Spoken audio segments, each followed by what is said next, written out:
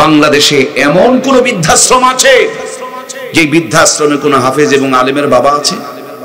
কিন্তু বহু বৃদ্ধাশ্রম আছে যেখানে বড় বড় কোটিপতিদের সন্তান, বাবা কোটিপতি অথচ সন্তান বৃদ্ধাশ্রমে পড়ে আছে। সম্মানিত প্রিয় ভাইয়েরা আমার, অল্প কিছুদিন আগে আমাদের নওগাঁয় এক বাপ বেচারি তার ছেলেকে বিদেশ থেকে পিএইচডি করাইছে, বিদেশেই লেখাপড়া করতেছে। বাবা মারা গিয়েছে, বিদেশ থেকে এসেছে, মাটি দেওয়ার পূর্বে জানাজার নামাজে দাঁড়াইছে। নিম্নে হলো ৩-৪ ঘন্টা ডুকরায় ডুকরায় কাঁদতেছে। এরপর ছেলেটাকে জিজ্ঞেস করা হচ্ছে, বাবা কান্না করছো কেন? ছেলেটা বলছেন, বাবা আমারে সব শিখাইলেন, বাংলাদেশের টুকু নয় বিদেশেও পাঠাইলেন, পৃথিবীর শ্রেষ্ঠ বিদ্যাপীঠ থেকে আমাকে জ্ঞান অর্জন করাইলেন। আরে বাবা এমন কি পড়া পড়াইলা, আর আমি এমন কি পড়া পড়লাম, আজকে বাবার জানাজার নামাজটা পড়াইতে পারি না। আমার মনে হয় এই পড়ার 1 পয়সা কোনো দাম নাই। কথা বলুন ঠিক কিনা?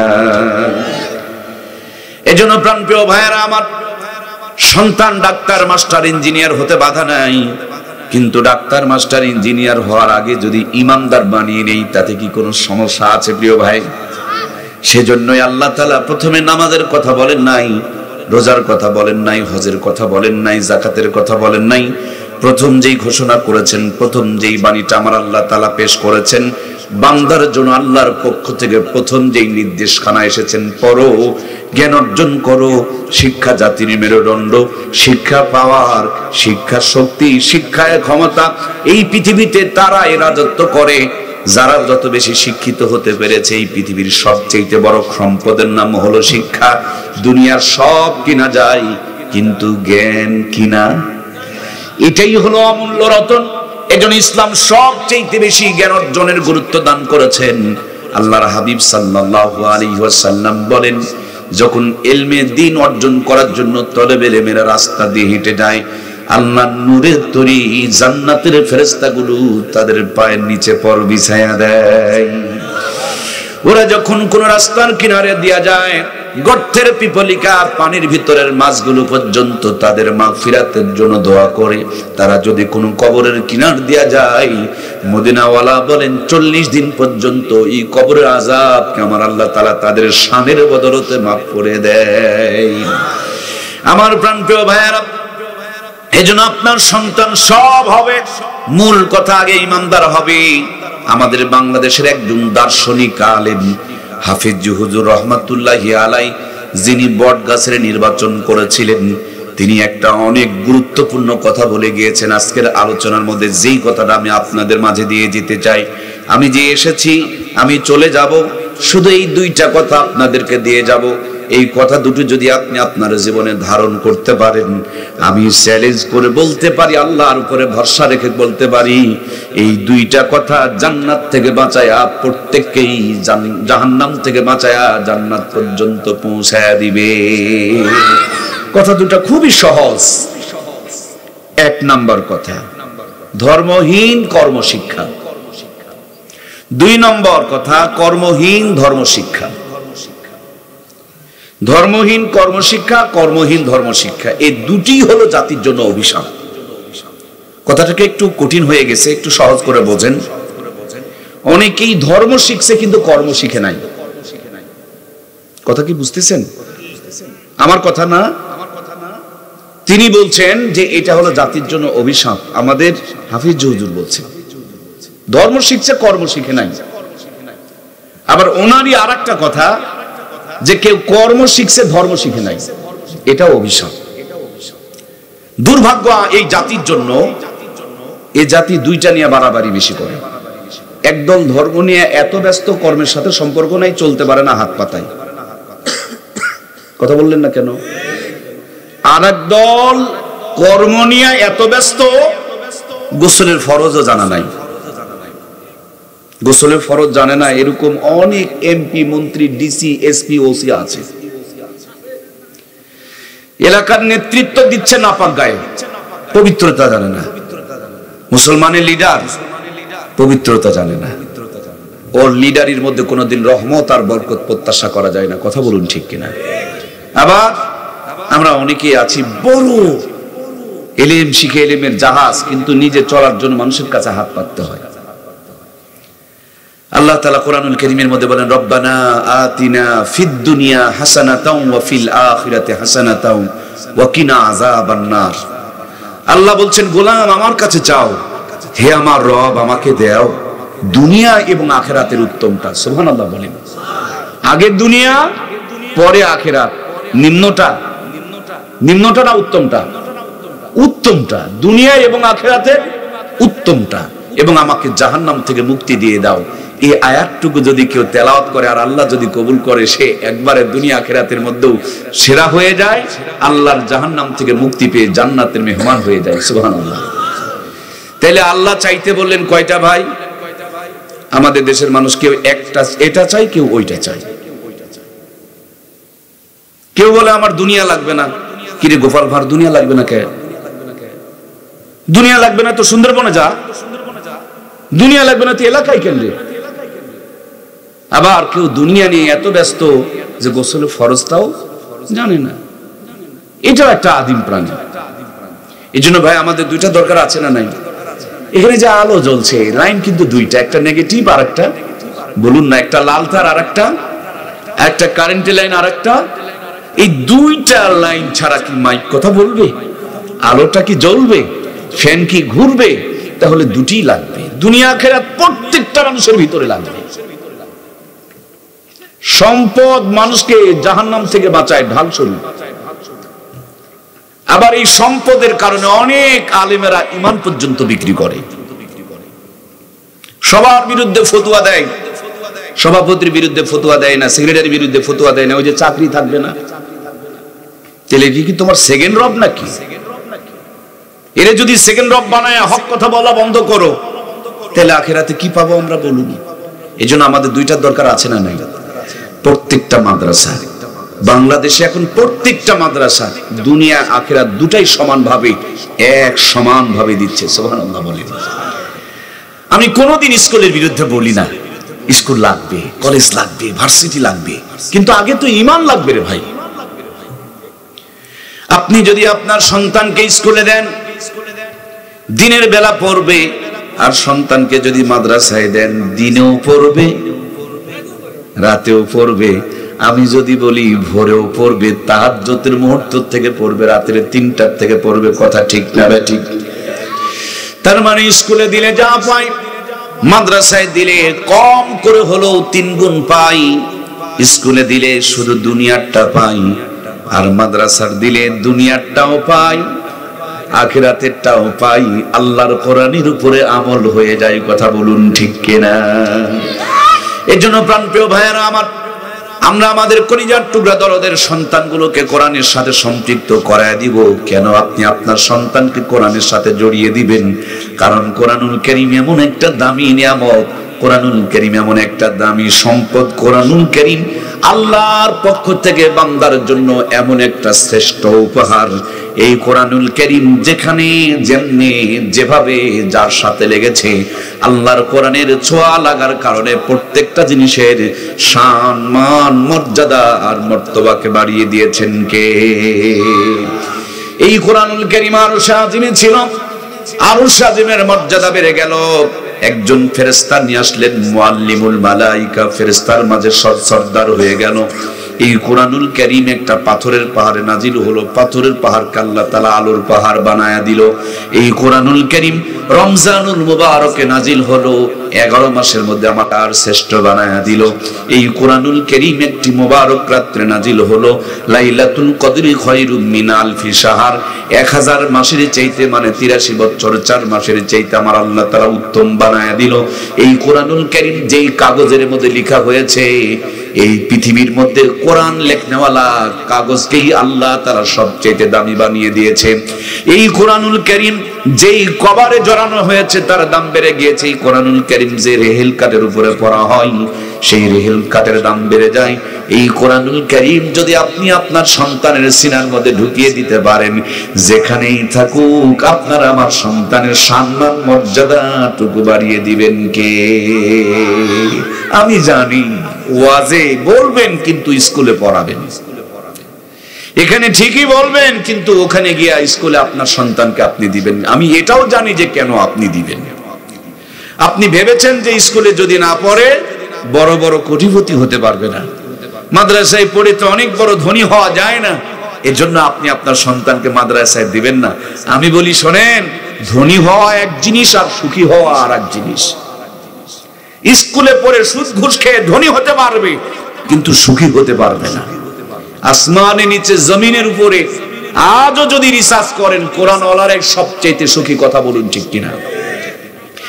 যদি বিশ্বাস না করেন, আমার সিরাজগঞ্জের ভাইয়েরা, পুরা সিরাজগঞ্জ থেকে খুঁজে খুঁজে বড় বড় সুদখোর, ঘুষখোর, জুয়াচোর, বাটপার, চিটার, মদখোর, তাসখোর, ফেন্সিখোর, গাঁজাখোর, এক কথায় যত বড় বড় হারামখোর আছে সবগুলোকে দাওয়াত দিয়া একটা লাইনে খাবার খেতে দেবেন। এলাকার যত বড় বড় ইমাম, মুয়াজ্জিন, মুফতি, মুহাদ্দিস, মুফাসসির আছে এদেরকে দাওয়াত দিয়ে আরেকটা লাইনে বসায় দিবেন। ইমাম সাহেবের দিকে একই খাবার, আবার হারামখোরদের দিকে একই খাবার। দেখবেন ইমাম সাহেব চোখের পলকে 3 প্লেট তুলে ফেলবে, আর হারামখোররা হাফ প্লেট নিয়ে নাড়াচাড়া করবে, কথা বলুন ঠিক কিনা? খেতে চাইলেই হবে না, জিহ্বায় তো স্বাদ থাকা লাগবে। কোরআন তেলাওয়াত করে, সত্য কথা বলে, জিহ্বায় আল্লাহ স্পেশাল স্বাদ ঢুকায় দিয়েছে, সুবহানাল্লাহ বলেন। ওরা হাফ প্লেট খাওয়ার পর নাড়াচাড়া করবে, পেটের মধ্যে গড় গড় গড় গড় শুরু হবে, র্যাব আর সার্জেল গ্যাসের বড়ি খুঁজবে। আর ইমামকে যদি বলেন, হুজুর আম্মা তো পায়েস বানায় রাখছে, দেখবেন 3 প্লেট খাওয়ার পর আবার হাফ কেজি তুলবে। এরপরে যদি আবার মিষ্টি বয়, আবার হাফ কেজি তুলবে। বাসায় গিয়ে দেখবেন আলু ভর্তা যে স্বামী স্ত্রী 2 জন খেতে বসেছে, বিবি স্বামীর মুখে তুলে দেয়, স্বামী বিবির মুখের মধ্যে তুলে দেয়, চোখের পলকে আবারও 3 পোয়া চালের ভাত তুলে ফেলে দিয়েছে। আবার যখন ভাঙা ঘরে হালাল বউকে বুকে জড়িয়ে নিয়ে বিছানায় মাথাটা লাগিয়ে দিয়েছে, দোয়া খান পড়েছে, আল্লাহুম্মা বিসমিকা আমুতু ওয়া আহয়া। ফজর পর্যন্ত ভোঁ ভোঁ করে নাক ডাকে আর ঘুম পাড়তেছে। হারামখোরের খবর নিয়ে দেখো, রাতের বেলা 2টা রুটি খায়, তাও হজম করতে পারে না। আবার ঘর অনেক সুন্দর, কিন্তু ঘরের মধ্যে বউ থাকে না, স্বামী এক ঘরে, বউ আর এক ঘরে।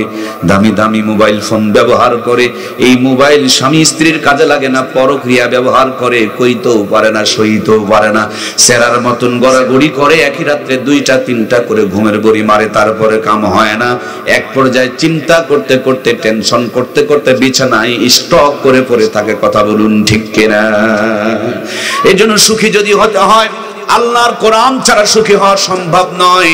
এটা এমন একটা নিয়ামত, এই নিয়ামত যেখানে যার কাছে যার সঙ্গে যতটুকু লেগেছে, প্রত্যেকটা জিনিসের সম্মান মর্যাদাকে আমার আল্লাহ তাআলা বাড়িয়ে দিয়েছে। যুগে যুগে নবী রাসূল পাঠিয়েছেন, আল্লাহ তাআলা তাদের কাছে অসংখ্য মুজিজা দান করেছেন। নবী রাসূলগুলো বিদায় নিয়ে চলে গিয়েছে, তাদের মুজিজাগুলো তার সাথে বিদায় নিয়ে চলে গিয়েছে। যেমনটি ভাবে দাউদ আলাইহিস সালাম নামক আল্লাহ তাআলা একজন পয়গম্বর পাঠিয়েছিলেন, অত্যন্ত মজার একটা সুন্দর কণ্ঠ তারে দান করেছিলেন। তিনি যখন তাওরাত থেকে তেলাওয়াত করতেন, আকাশের উড়ন্ত পাখিগুলো জ্ঞান হারায় জমিনে পড়ে যেত, সাগরের কিনারে তেলাওয়াত করলে মাছগুলো ভেসে উঠত, গাছের নিচে তেলাওয়াত করলে গাছের পাতাগুলো ঝরঝর করে জমিনের মধ্যে পড়ে যেত। এত সুন্দর মায়ার কণ্ঠ দিয়েছিলেন। তিনি চলে গেলেন, তার কণ্ঠর সাথে করে নিয়ে চলে গেলেন। আল্লাহ তারে আরো একটা মুজিজা দিয়েছিলেন, লোহার মধ্যে যদি হাত দিতেন লোহা গলে মোম হয়ে যেত। পয়গম্বর চলে গেল, মুজিজা তার সাথে বিদায় নিয়ে চলে গেল। তার সন্তান হযরতে সুলাইমান গোটা পৃথিবীর নবুয়ত সাথে সাথে বাদশাহী আমার আল্লাহ তাআলা দান করলেন। কোনো ইঞ্জিন নাই, কোনো ড্রাইভার নাই, ডিজেল, অকটেল, কেরোসিন, পেট্রোলের কোনো প্রয়োজন হয় নাই। বিসমিল্লাহ বলেছে, সিংহাসন চালু হয়ে গিয়েছে, সুবহানাল্লাহ বলেছে, আলহামদুলিল্লাহ বলেছে, উপরের দিকে উঠেছে, নিচের দিকে নেমেছে, পৃথিবীর এক প্রান্ত থেকে আর এক প্রান্তরে চলে গিয়েছে। আল্লাহর পয়গম্বর হযরতে সুলাইমান যখন বিদায় নিয়ে চলে গিয়েছে, তার মুজিজাও বিদায় নিয়ে চলে গিয়েছে, না এখনো পর্যন্ত আছে। নবীও বিদায়, তার মুজিজাও বিদায়। হযরতে মূসা কালিমুল্লাহ আল্লাহ তাআলার জলিল কদর পয়গম্বর, আল্লাহ তাআলা তাকে মুজিজার এক খণ্ড লাঠি দান করেছিলেন। তিনি যদি ওই লাঠিটা জমিনে ছেড়ে দিতেন, বিশাল বড় সাপ হয়ে যেত। জাদুঘরদের বানানো সাপ বিচ্ছুগুলোকে এক মুহূর্তের মধ্যে খেয়ে শেষ করে দিত। আবার দরিয়ায় আঘাত করলে 12টা রাস্তা পয়দা হয়ে যেত। আল্লাহর পয়গম্বর বিদায় নিয়ে চলে গেলেন, তার মুজিজাও তার সাথে বিদায় নিয়ে চলে গেল। সম্মানিত প্রিয় ভাইয়ের আমার নবীর পূর্বে একজন নবী এসেছিলেন, নাম তার হযরত ঈসা রূহুল্লাহ। আল্লাহর প্রিয় পয়গম্বরকে আল্লাহ অসংখ্য মুজিজা দান করেছিলেন।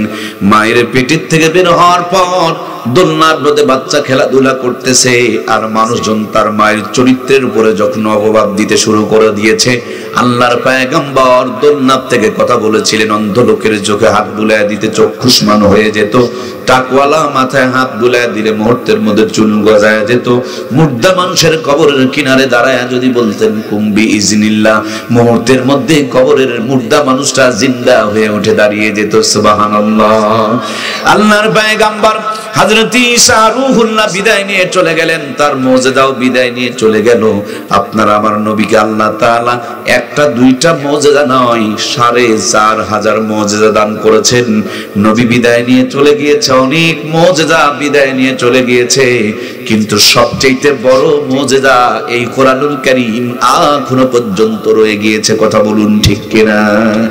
একটা মদ, একটা মাখরাজ, একটা জের, একটা জবর, একটা তাসদিদ, একটা গুন্না, কোথাও এক চুল পরিমাণ পরিবর্তন হয় নাই। কিন্তু এই বাংলার জমিনে আমরা যখন ছোট্ট ছিলাম, আমাদের দাদুরা গান গাইতো, জরিনার গান। কয়েকদিন যেতে না যেতে জরিনার গান একহিম হয়ে গেল। বেদের মেয়ে জ্যোৎস্নার গান বের হলো, সব জায়গাতে জ্যোৎস্নার গান শুরু করে দিল। কয়েকদিন যেতে না যেতে জ্যোৎস্নার গানও বাদ পড়ে গেল। এরপরে মমতা জাপার ফাটাফাটি গান চালু হয়ে গেল। ফাটাফাটি ফেটে যখন চলে গেল, চৌচির হয়ে গেল। তারপরে বাদাম বিক্রি শুরু হয়ে গেল, বাদাম বাদাম দাদা কাঁচা বাদাম।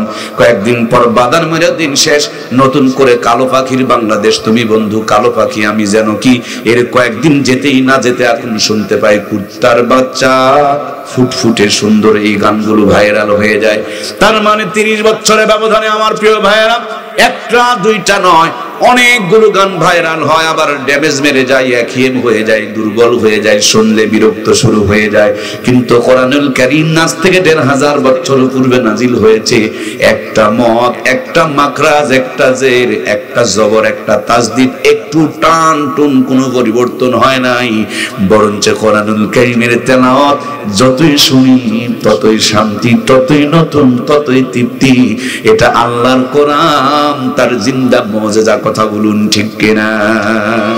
আমার প্রিয় ভাইয়েরা, এই তো মাত্র 50 বছর আগে, যেদিন আমার দেশ স্মার্ট আর ডিজিটাল ছিল না, যেদিন আমার ঘরে ঘরে কারেন্টের আলো জ্বলতো না, যেদিন আমাদের হাতে হাতে মোবাইল ফোন ছিল না, কিন্তু কোরআনের তেলাওয়াত ছিল।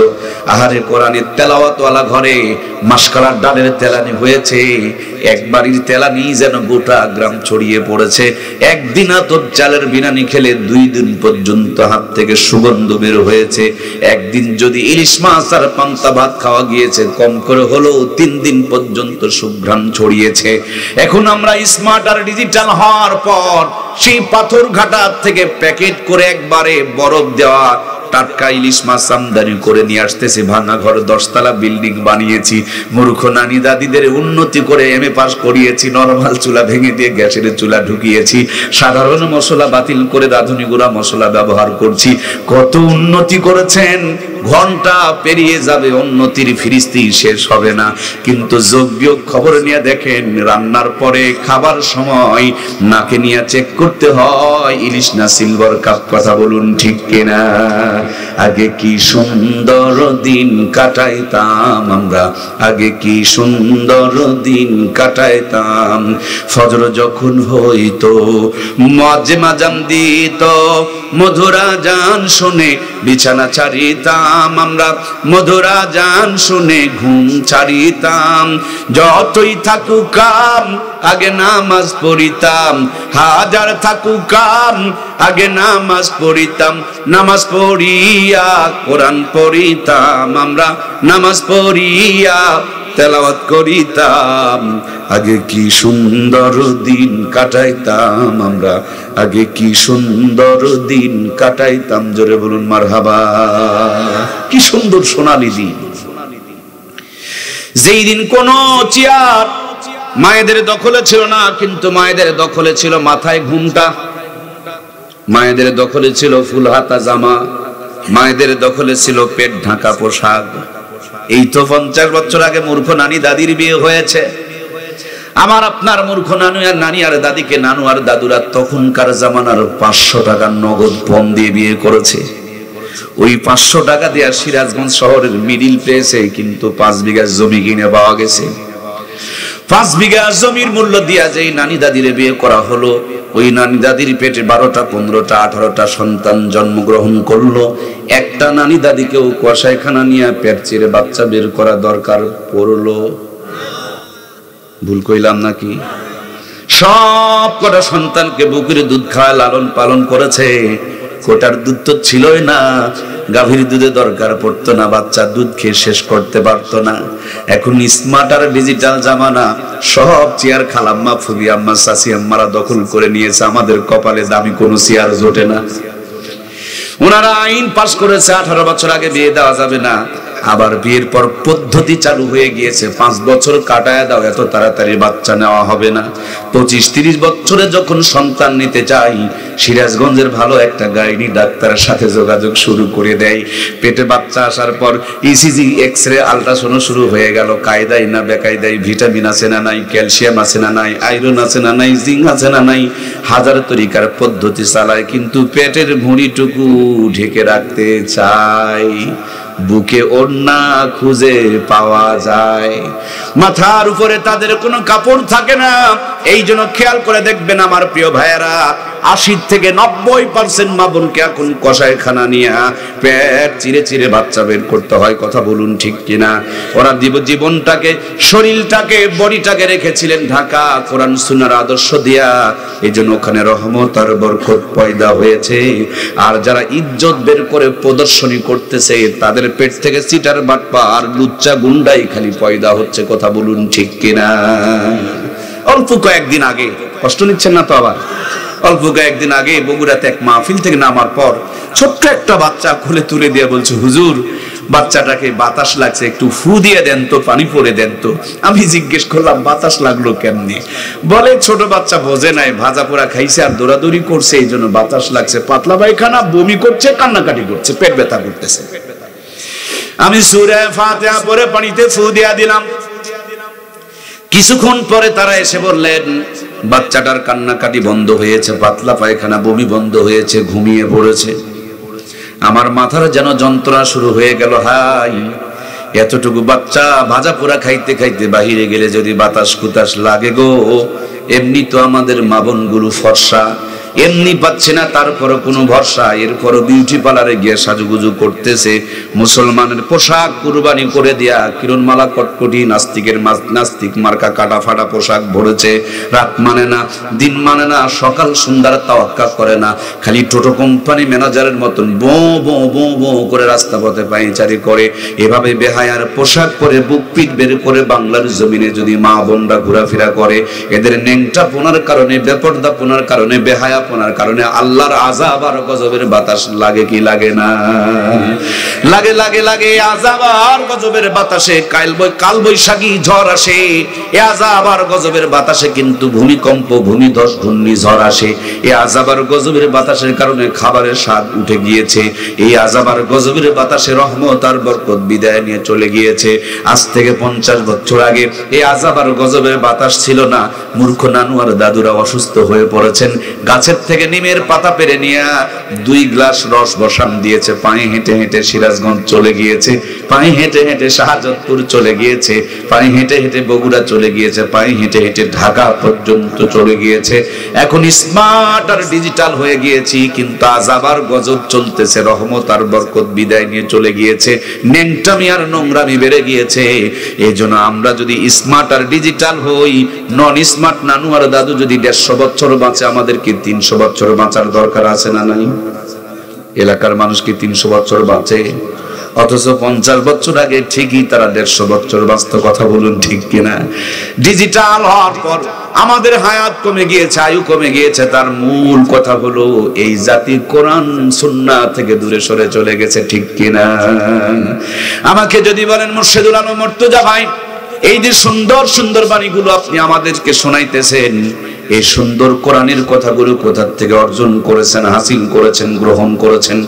আমি বলবো হাটহাজারী মাদ্রাসায় উম্মুল মাদারেসে গিয়া আমার কলিজার টুকরা দরদের ওস্তাদ আহমদ শফি সাহেবের কাছ থেকে হাসিল করেছি।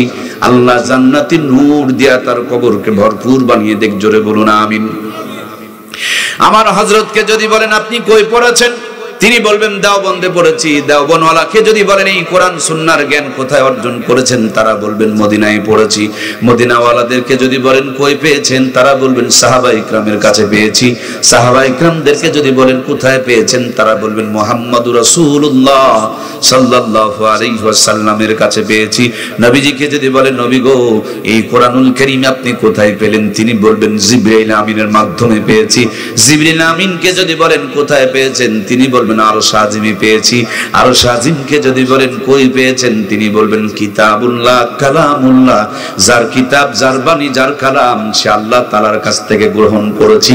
তার মানে এক মাথার মধ্যে যেই 5 জন হাফেজের কোরআনের মাথায় পাগড়ি দেওয়া হলো, এই মাথাটা এক জায়গায় আর আরেকটা মাথা ঘুরতে ঘুরতে মদিনা হইয়া জাবালে নূর দিয়া আরশ আজিম দিয়া আমার আল্লাহ তাআলা পর্যন্ত পৌঁছে গিয়েছে।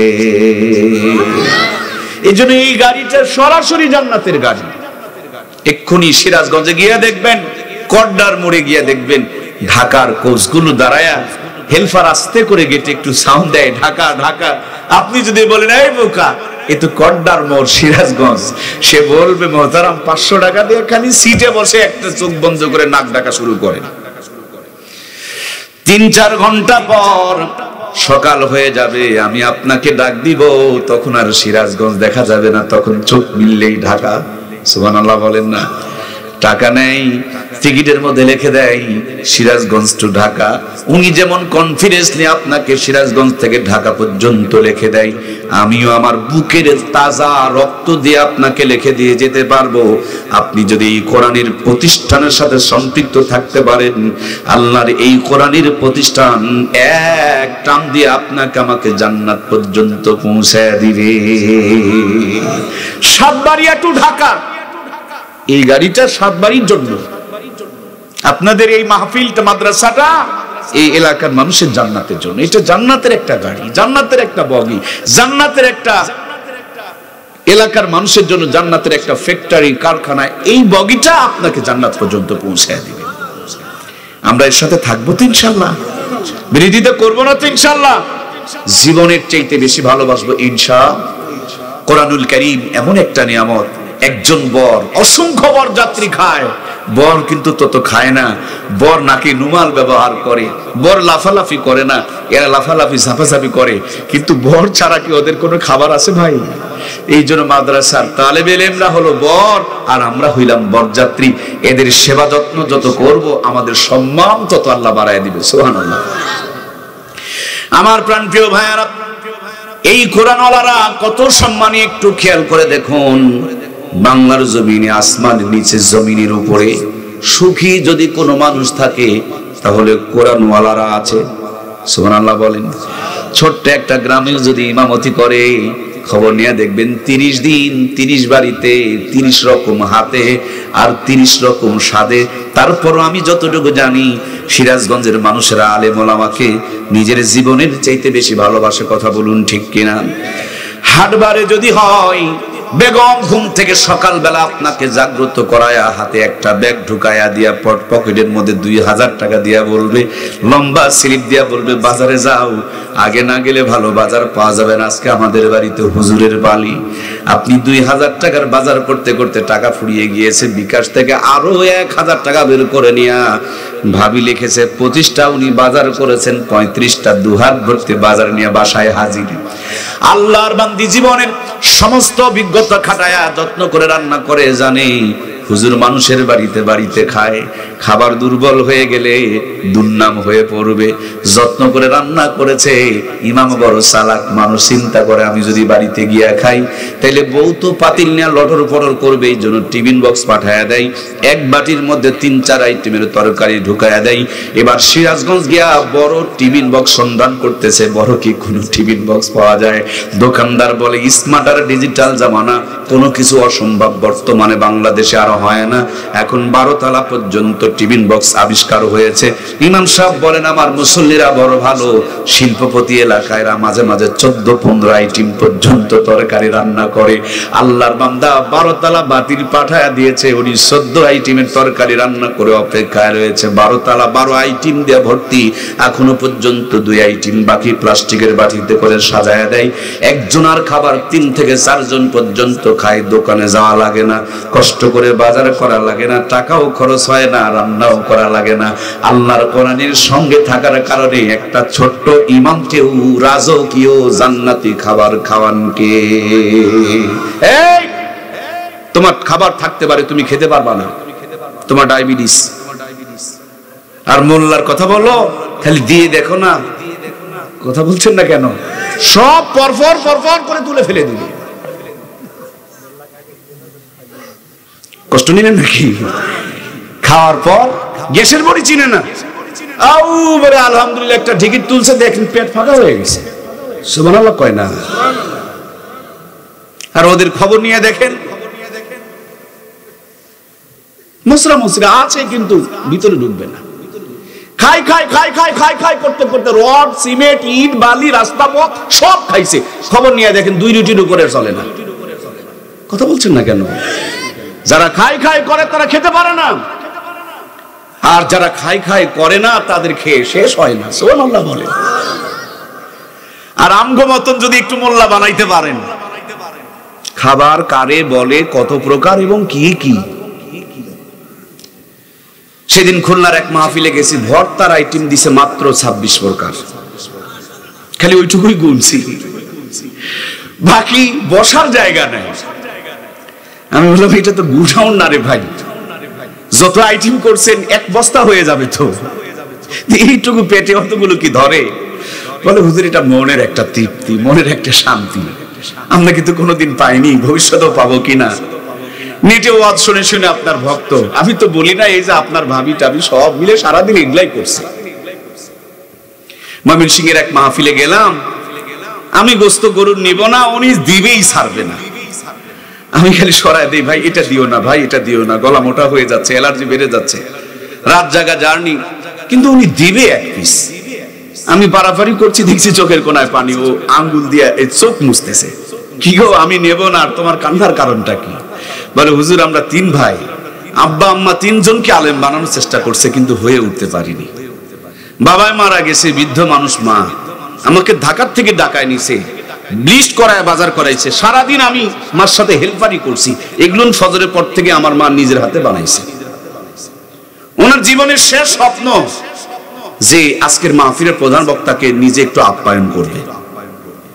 আপনি খাচ্ছেন, পর্দার আড়াল থেকে আমার আম্মাজান দেখতেছে, আপনি সব নিছেন, এই গরুর গোস্তকে ভেজে ভেজে কালো ভুনা বানাইছে, এটা আপনি নেন নাই। ভিতরে গিয়ে দেখতেছি মা আঁচল দিয়ে চোখ মুছতেছে। এই জন্য আমিও বলতে চাচ্ছি যে যতই কষ্ট হোক অন্তত একটা পিস, একটা মাত্র একটা, আমার মার কলিজা একটু শান্তি পাবে। আমি তো তাদের আত্মীয় না, কিন্তু কোরআনের সাথে নিসবত থাকার কারণে গোটা দুনিয়াতে এই সম্মান মর্যাদা দিয়েছেন কে? মামুনুল হকের নাম তো শুনেছেন আপনারা, কি মামুনুল হকের নাম শোনেন নাই? যদি আপনাদের সিরাজগঞ্জে মামুনুল হক আসে আর কোন মিষ্টির দোকানে যদি বসে, মিষ্টির দোকানদার যদি চিনতে পারে এটা আল্লামা মামুনুল হক, সবচাইতে দুর্বল মিষ্টিটা দিবে। কি গো, সবচেয়ে ভালো মিষ্টিটা দিবে। মিষ্টি তো খাওয়াবে, দেখবেন 5 কেজি মিষ্টি হাতে বেঁধেও দিবে। যখন পকেটে হাত দিবে, হাতটা বের করে নিয়ে চুমু দিয়ে বলে হুজুর টাকা লাগবে না, আরো কিছু টাকা হাতের মধ্যে ঢুকাইয়া দিয়ে বলবে আমার তকদির ভালো, মামুনুল হক আমার দোকানে ঢুকেছে, যতদিন বেঁচে থাকবে ততদিন এই সম্মান চালু থাকবে, ঠিক কিনা? রিকশায় যদি চড়ে, রিকশাওয়ালা যদি চিনতে পারে, রিকশাওয়ালা তো বিল নিবে, কি গো, বিল নিবে? পান খেলে বিল নেবে না, রিক্সায় চললে বিল নেবে না, চা খেলেও বিল লাগে না। কিন্তু তিনি রাষ্ট্রপতি, এমপি, মন্ত্রী কিছু না, ক্ষমতার জোরে চেয়ার দখল যারা করে, যতদিন ক্ষমতা ততদিন সালাম, যেদিন চেয়ার সরে যায় সেদিন ঝাঁটা জুতা নিয়ে খোঁজাখুঁজি শুরু করে, ঠিক কিনা? এর জন্য এই সম্মান অকৃত্রিম সম্মান, এই মর্যাদা একবার আল্লাহ প্রদত্ত একটা মর্যাদা। আমি দেখেছি আমার প্রিয় উস্তাদ আহমদ শফি সাহেবকে, ক্লাসে যাবেন, এখনো 10 মিনিট বাকি, চিন্তা করলাম যে হুজুরের জুতাটা সোজা করার জন্য একটু চান্স নিয়ে দেখি। তো জুতা সোজা করতে গিয়ে দেখি আমার আগে আরেকজন নিয়ে বগলে দাঁড়ায় আছে। সুবহানাল্লাহ বলবেন না? আরে ভাই, কোরআনওয়ালার শুধু দাম বাড়ে না, কোরআনওয়ালার জুতারও দাম বাড়ে। সুবহানাল্লাহ কয় না? আমি গতকালকে মাহফিল করেছি পাবনা, মসজিদে ঢুকতে দেখি জুতা সোজা হয়ে আছে, যেখানে গিয়ে দেখি জুতা সোজা হয়ে আছে। মানে মাদ্রাসার ছাত্ররা কোরআনওয়ালাদেরকে ইজ্জত করে, কারণ ওরাও তো কোরআনওয়ালা হতে চায়। ইজ্জত দিলেই তো ইজ্জত পাওয়া যায়। এই ইজ্জত হলো অকৃত্রিম, এই ইজ্জত হলো আমরণ, এই ইজ্জত এমন একটা দামি ইজ্জত। স্কুলে পড়বেন, দাড়ি যখন পাকবে, বয়স যখন হবে, সরকার বলবে এটারে রিটায়ার করে দাও, এটা আর হবে না, এটার কাজে লাগবে না, এটার আর ভ্যালু নাই। কিন্তু কোরআনওয়ালারা যতদিন নিঃশ্বাস চালু থাকে ততদিন পর্যন্ত তাদের সম্মান আরো বাড়তে থাকে, ঠিক কিনা? এটা কোরআনের স্পেশাল মর্যাদা। এই জন্য প্রিয় ভাইয়েরা, এই কোরআনের সাথে আমরা আছি তো ইনশাআল্লাহ? কোরআন দিয়ে আমরা জীবন গড়ব তো ইনশাআল্লাহ? এই যে মাটি, যে মাটির উপরে বসে আছেন, এই মাটি দিয়ে যদি ইটের ভাটায় পুড়ে আনেন, আর এই মাটি দিয়ে যদি চুলা বানান, চুলা যেখানে মায়েরা রান্না করে, দুই জায়গাতেই কিন্তু আগুন জ্বলে। চুলার মাটি পানিতে ফেলে দিলে গলে যায়, ইটের ভাটার মাটি কি পানিতে ফেলে গলে যায়? এই মাটি রাস্তায় দিলে ধুলা হবে, পানিতে দিলে কাদা হবে। কিন্তু এই মাটিকে সুন্দর করে খামিরা বানায়া ইটের একটা ফার্মার মধ্যে ঢুকায়া রোদের মধ্যে কয়েকটা দিন শুকায়া লিমিটেড টেম্পারেচার মেনটেন করে যখন তাপ দিবেন, আগে ছিল মাটি, ইটের ভাটার থেকে বের করার পর হয়ে গিয়েছে খাঁটি। আগে পানিতে ফেলে দিলে গলে যায়, ইটের ভাটার ইটগুলো পুরানোর পর পানিতে ফেলে দিলে কি গলে যায় না, শক্ত হয়? যত পানি পাবে তত আরো শক্ত হয়, মজবুত হয়। এই জন্য আমার প্রিয় ভাইয়েরা, আপনারা আমার সন্তানগুলোকে সব বানাবো, বেঈমান যেন না হয়। এই জন্য কোরআনের ফার্মায় ঢুকায়া ইমানদার, পাক্কা ইমানদার বানিয়ে নেওয়ার দরকার আছে না নাই? আল্লাহ তাআলা আমাকে 3টা ছেলে সন্তান দান করেছেন। আমার নতুন যে বাচ্চাটা হইছে, এর বয়স সম্ভবত 32-33 দিন। কয়েকদিন আগে আমার বেগম বলছেন বাচ্চাটারে টিকা দেওয়া লাগবে। আমি বললাম একটু পরে দিলে হয় না, ছোট মানুষ তো। বলছে না, এটা ডোজ আছে, সময় মতন দিতে হবে। আমি বললাম কয়টা দেওয়া লাগবে? বলে 6টা দেওয়া লাগবে। আমি জানি, তারপর ওরে বললাম আচ্ছা এগুলো দিলে তো জ্বর হয়, তারপরও কি দেওয়া লাগবে? তুমি মা, তোমার কি দয়া লাগে না? বলে না, দেওয়া লাগবে। 6টা ডোজ দিলে মরার আগ পর্যন্ত 6টা রোগ আর কি গো ভাই, আপনারা কি দেন না? 6টা ডোজ দিলে 6টা রোগ আর হবে না। আমার প্রিয় ভাইয়েরা, কয়েকদিন আগে করোনা এসেছিল, নিজেরা টিকা দিয়েছি, সন্তানদেরকে, বাবা মাকে টিকা দেওয়াইছি। কারণ করোনার টিকা দিলে ইমিউনিটি বেড়ে যাবে, রোগ প্রতিরোধ ক্ষমতা বেড়ে যাবে, করোনার থেকে মুক্তি পাওয়া যাবে। শীতের দিনে সবাই শীতের পোশাক এসেছি, কারণ এই পোশাক পরলে ঠান্ডা দূরে থাকবে, ভিতরে গরম লাগবে, নিউমোনিয়া থেকে বাঁচা যাবে। বৃষ্টির দিনে দেখবেন ছাতা মাথায় দিয়া, রেইনকোট গায়ে দিয়ে আমরা চলাফেরা করি, বৃষ্টি পড়বে মগর ভিতরে ঢুকবে না, উপর দিয়ে স্লিপ করে চলে যাবে। ও ময়না, টিকা দিলে 6টা রোগ হয় না, করোনার টিকা নিলে করোনাও হয় না। তেমনি ভাবে শীতের পোশাক পরলে ঠান্ডা ভিতরে ঢুকতে পারে না, রেইনকোট পরলেও ভিতরে বৃষ্টির পানি যেমন ঢুকতে পারে না, আল্লাহর কোরআন যদি ভিতরে ঢুকায় দিতে পারেন, আমি চ্যালেঞ্জ করে বলবো ওটা নাস্তিক, বেঈমান, মুনাফিক আর মুরতাদ হয় না। কথা বলুন ঠিক কিনা? আমরা মাঝে মাঝে নাস্তিকদের বিরুদ্ধে আওয়াজ তুলি, উমুকের গালে গালে জুতা মারো, তালে তালে। আমি বলি জুতা সামলাও।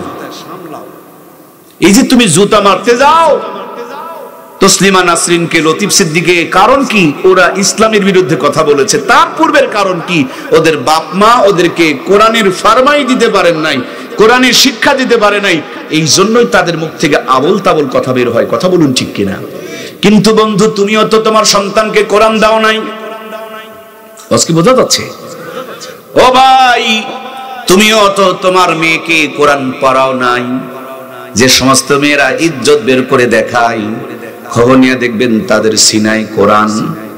যদি কোনো মেয়ের কলিজায় কোরআন থাকে, সেই মেয়েটা কি কাটা ফাটা জামা পরে দেশের মানুষকে জাহান্নামের দাওয়াত দিতে পারে?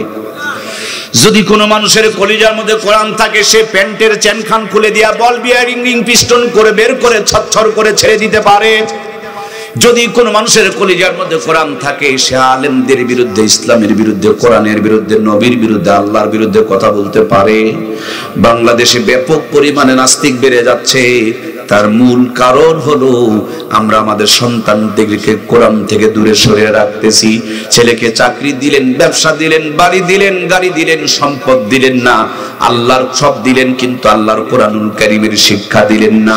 কিয়ামতের দিন সবচেয়ে বড় জালেম হিসাবে ওই বাপ মাকে তোলা হবে, যেই বাপ মা সব দিয়েছে তার সন্তানকে কোরআনুল কারীম দেয় নাই।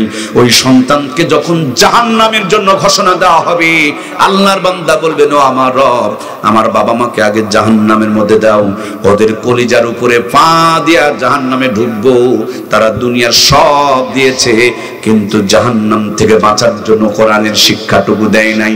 আজ যদি তারা কোরআনের শিক্ষাটুকু আমাকে দিয়ে দিত, টিকা দিল, শীতের পোশাক পরায়া দিল, রেইনকোট আর জ্যাকেট পরায়া দিল, কিন্তু কোরআনুল কারীমের শিক্ষাটা যদি আমার ভিতরে দিয়ে দিত, আমি জাহান্নাম থেকে বেঁচে যেতাম। সুতরাং আজকে জাহান্নামে যাওয়ার প্রথম কারণ হলো আমার বাবা মা। তারা আমাকে কোরআনুল কারীম থেকে মাহরুম করেছে, দূরে রেখেছে, আমাকে কোরআন চিনতে দেয় নাই, বুঝতে দেয় নাই, আমাকে বাংলা ইংরেজি অঙ্ক চিনাইছে, কিন্তু আল্লাহর কোরআন আমাকে চিনিয়ে দেয় নাই। কিয়ামতের দিন সবচেয়ে জালেম হিসাবে, বড় জালেম হিসাবে আল্লাহর কাছে আসামি হয়ে দাঁড়াতে হবে। সুতরাং প্রিয় ভাইয়েরা, আল্লাহর আদালতে কোরআন ছাড়া কি আমরা জালেম হিসাবে দাঁড়াতে চাই? যদি না চাই, তাহলে আমাদের ছেলে মেয়েগুলোকে কোরআনওয়ালা বানানো দরকার আছে না নাই? এই কোরআনুল কারীমের সুপারিশ নিয়ে কে কে জান্নাতে যেতে চায়? দুইখানা হাত উত্তোলন করে আমার আল্লাহকে দেখায়, লিল্লাহি তাকবীর। হাতগুলো উঁচু করেন, দুইখানা হাত উঁচু করেন, হাতগুলো এভাবে একটু নাড়া দেন। আরশ আজিম থেকে আমার রব দেখছেন, আলো বাতাস সাক্ষী হয়ে থাকতেছে, জমিনে, ময়দানে, সামিয়ানা সব আপনার আমার জন্য কিয়ামতের দিন নাজাতের জড়িয়া হবে, নাজাতের সাক্ষী দিবে। ডান কাঁধ এবং বাম কাঁধের ফেরেশতাগুলো ভিডিও করে রাখতেছে। আরশ আজিম থেকে আমার রব দেখছেন, মদিনা রওজায় একদল রহমতের ফেরেশতা আল্লাহর হাবিবকে সরাসরি সম্প্রচার করে দেখাচ্ছে, ওগো আমার আল্লাহ, তোমার কোরআনের পক্ষে দুটি হাত উত্তোলন করেছি, সারা জীবন কোরআনের পক্ষে থাকার তৌফিক দিয়ে দিও, বলুন আমিন। কোরআনের নূরে আমাদের দুনিয়া আখিরাত আলোকিত করে দাও, আবারও বলুন আমিন। আমাদের সবার ঘরে ঘরে বড় বড় কোরআনের দায়ী, দ্বীনের দায়ী, ইসলামের দায়ী, ইসলামের খাদেম তুমি তৈরি করে দাও, আবারও বলুন আমিন। এই কোরআনের সুপারিশ আমাদের প্রত্যেকের জন্য কবুল করো, বলুন আমিন। হাত নামিয়ে ফেলি। আল্লাহর হাবিব বলেন, আল কোরআনু হুজ্জাতুল্লাহ, এই কোরআন হলো আপনার আমার জন্য দলিল। কোরআন যদি পক্ষে থাকে কোনো টেনশন নাই। কোরআন শুধু দুনিয়াতেই ভালো রাখে না, কোরআন কোরআনওয়ালাদেরকে কবরেও ভালো রাখে। সুবহানাল্লাহ বলেন। অল্প কয়েকদিন আগে কুড়িগ্রামে গিয়েছিলাম। কুড়িগ্রাম বন্যা দুর্গতদের ত্রাণ দেওয়ার জন্য গিয়েছিলাম ওলামায়ে কেরামের পক্ষ থেকে একটা টিম নিয়ে। আসার সময় শুনলাম ধরলা নদীর উপরে ব্রিজ আছে, ব্রিজ, এই ব্রিজে উঠবো, শুনতে পেলাম ওখানে ঘুঘু মুন্সির কবর। আমরা গাড়িটাকে ঘুরিয়ে ফেললাম, ঘুঘু মুন্সির কবর জিয়ারত করতে গেলাম। গিয়ে দেখি মাঠের মাঝখানে সুন্দর বিল্ডিং ওয়ালা একটা মাদ্রাসা গড়ে উঠেছে আল্লাহর ওলির কবরকে কেন্দ্র করে। আর সেই কবর মাদ্রাসার ময়দানে ফুল গাছের নিচে তার কবর। কবর থেকে একটু সামনে গিয়ে দাঁড়াইলাম, চোখ দুটো বন্ধ করে কোরআন কারীম থেকে তেলাওয়াত করছিলাম আর বড় বড় নিঃশ্বাস নিচ্ছিলাম। আমার ভাইয়েরা, মনে হয় ওই কবর থেকে হোক আর ফুলের গাছের থেকে হোক, জান্নাতে একটা সুঘ্রাণ অনুভব করতে পারছিলাম। দোয়া মোনাজাত শেষ করার পর আবার ব্রিজের কিনারে দাঁড়িয়ে মুরব্বী কোনো মানুষকে খুঁজতেছিলাম যে তার কণ্ঠ থেকে একটু ঘটনাটা নিজের কানে শুনতে চাই। এক মুরব্বীকে দেখতে পেলাম, জিজ্ঞেস করলাম, বাবাজি, আমরা তো পেপার পত্রিকায় পড়েছি, অনলাইনে দেখেছি, কিন্তু নিজের কানে কোনোদিন শুনি নাই। আপনার কি বাড়ি এই এলাকায়? বলে, হ্যাঁ, আমার বাড়ি এই এলাকায়। আপনি কি ঘুঘু মুন্সির ঘটনাটা বলতে পারেন? বলে, অবশ্যই বলতে পারবো। আমি বললাম, আমাকে একটু শোনান তো দেখি। তিনি ব্রিজ থেকে দক্ষিণ পাশে পানির মধ্যে দেখায়া দিলেন যে ওইখানে একটা গ্রাম ছিল, সেখানে মাওলানা বশিরউদ্দিন নামক একজন আলেম বসবাস করত, যিনি চরমনার ভক্ত ছিল, চরমনার মুরিদ ছিল। এই মাওলানা বশিরউদ্দিন যখন কোরআনুল কারীম তেলাওয়াত করতেন তখন মাথাটা একটু নড়াইতেন আর তেলাওয়াত করতেন, এই জন্য বন্ধুরা তাকে ঘুঘু মুন্সি বলে ডাকতেন। মাওলানা বশিরউদ্দিন উলফে ঘুঘু মুন্সি ইন্তেকাল করেছে, নদীর কিনারে তার কবর দেওয়া হয়েছে। কালের বিবর্তনে নদীর ভাঙনে ভাঙতে ভাঙতে কবরটা ভাঙতে ভাঙতে অনেক দূর পর্যন্ত চলে গিয়েছে। এক পর্যায়ে মাওলানা বশিরউদ্দিনের কবর যখন ভেঙে পড়েছে, রাখালেরা গরু চড়াইতে গিয়ে দেখে একটা লাশ বের হয়েছে। আমাদের খবর দিলে আমরা কবর থেকে লাশখানা তুলে মুখের থেকে কাফনের কাপড় সরাইয়া দেখি মাওলানা বশিরউদ্দিন উর্ফে ঘুঘু মুন্সি 32 বছর পূর্বে বিদায় নিয়েছে। 32 বছর পরে এখনো পর্যন্ত তার দেহখানা, তার পুরা চেহারা, তার দাড়ি, তার চুল, তার চোখ, তার ঠোঁট, তার না প্রত্যেকটা অঙ্গ প্রত্যঙ্গ টসটসা তরুতাজা রয়ে গেছে। এই কোরআন শুধু দুনিয়াতেই সম্মানিত করে না, কবরেও সম্মানিত করে। আল্লাহর হাবিব বলেন, এই কোরআনুল কারীমের সাথে যারা সম্পর্ক কায়েম করবে, কোরআন স্পেশাল ভাবে সিনাই তুলে নিয়ে তাদেরকে জান্নাত পর্যন্ত পৌঁছায়া দিবে। জান্নাতের গেটে যাওয়া মাত্র একজন ঘোষক ঘোষণা করবে, বলবে ইকরা ওয়ারাতিল কামা কুনতা তুরাতিল ফিদ দুনিয়া। ও আল্লাহর জান্নাতের বান্দাবান্দি, যেইভাবে দুনিয়াতে একটা একটা করে কোরআন থেকে আয়াত তেলাওয়াত করেছিলে, আজকে একটা একটা করে আয়াত পড়ো আর এক এক তালা বিশিষ্ট জান্নাত অর্জন করো। এই জন্য বন্ধু, আমি আপনাদের কাউকে ডাক্তার, মাস্টার, ইঞ্জিনিয়ার বিরুদ্ধে বলি নাই, কিন্তু মূল থিম হলো আগে ইমানদার হবে, তারপরে ডাক্তার, মাস্টার, ইঞ্জিনিয়ার হবে। কোনো সমস্যা? যদি ইঞ্জিনিয়ার বানান, ডাক্তার বানান আর মাস্টার বানান, আর যদি ইমানদার না হয়, ডাক্তার হবে বাটপার। হাসপাতালে বসলে রোগ খুঁজে পাবে না, ক্লিনিকে গেলে 500 টাকা পেলে বাবা বাবা বলে ডাকে। কথা বলুন ঠিক কিনা? দেখেই চিনে ফেলে দিয়েছে, জ্বর হয়েছে, না পা খেলে ভালো হয়ে যাবে। তারপরে দেখবেন 12টা পরীক্ষা ঠুকে দেয়। কথা বলুন ঠিক কিনা? একটা ঔষধ লিখলে চলবে, তারপরে 15টা ঔষধ লিখে ফেলে দিয়েছে। গরিব মানুষ অসুস্থ হয়ে গিয়েছে, আর উনি জুলুম করে তাকে আরো 3 গুণ অসুস্থ, অতিরিক্ত ঔষধ লিখে লিখে বানায় দিয়েছে। এই ডাক্তারগুলোর ভিতরে যদি ইমান থাকতো, ডাক্তারগুলো বাটপার হইতো না। কথা বলুন ঠিক কিনা? আমরা ডাক্তারকে ডাক্তার হিসাবে যদি পেতে চাই, তাহলে ডাক্তারগুলোকেও ইমানদার বানানো দরকার আছে না নাই? আমার দেশে অনেক স্যার আছে, স্কুলে বাচ্চাদেরকে পড়ায়, কিন্তু স্কুলে পড়ে পাস করতে পারে না। স্যারের বাড়িতে প্রাইভেট সেন্টার মুরগি ঘরের মধ্যে যদি আধা ঘন্টা পড়ে, তখন দেখবেন পাস করে। তার মানে স্কুলে আবল তাবল পড়ায় আর প্রাইভেট সেন্টারে আসল মান সাপ্লাই করে। আমার ভাইয়েরা বলুন তো দেখি, দায়িত্ব পালন না করে স্কুল থেকে যেই বেতনগুলো তুলে খায়, স্যারদের জন্য ওই বেতনগুলো কি হালাল হতে পারে? হারাম টাকা দিয়া বউকে শাড়ি কিনে দিবেন, যেদিন বাড়িতে থাকবেন না সেদিন ওই শাড়ি পরে পাবলিককে পোঁছ দিয়ে দেখাবে, আপনার কপালে জুটবে না। কথা বলুন ঠিক কিনা? এই জন্য স্যারগুলোকে ইমানদার বানাতে হবে।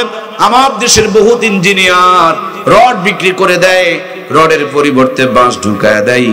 জাতি আর বাঁশ খাবে না, কেউ আর বাঁশ ঢুকাবে না।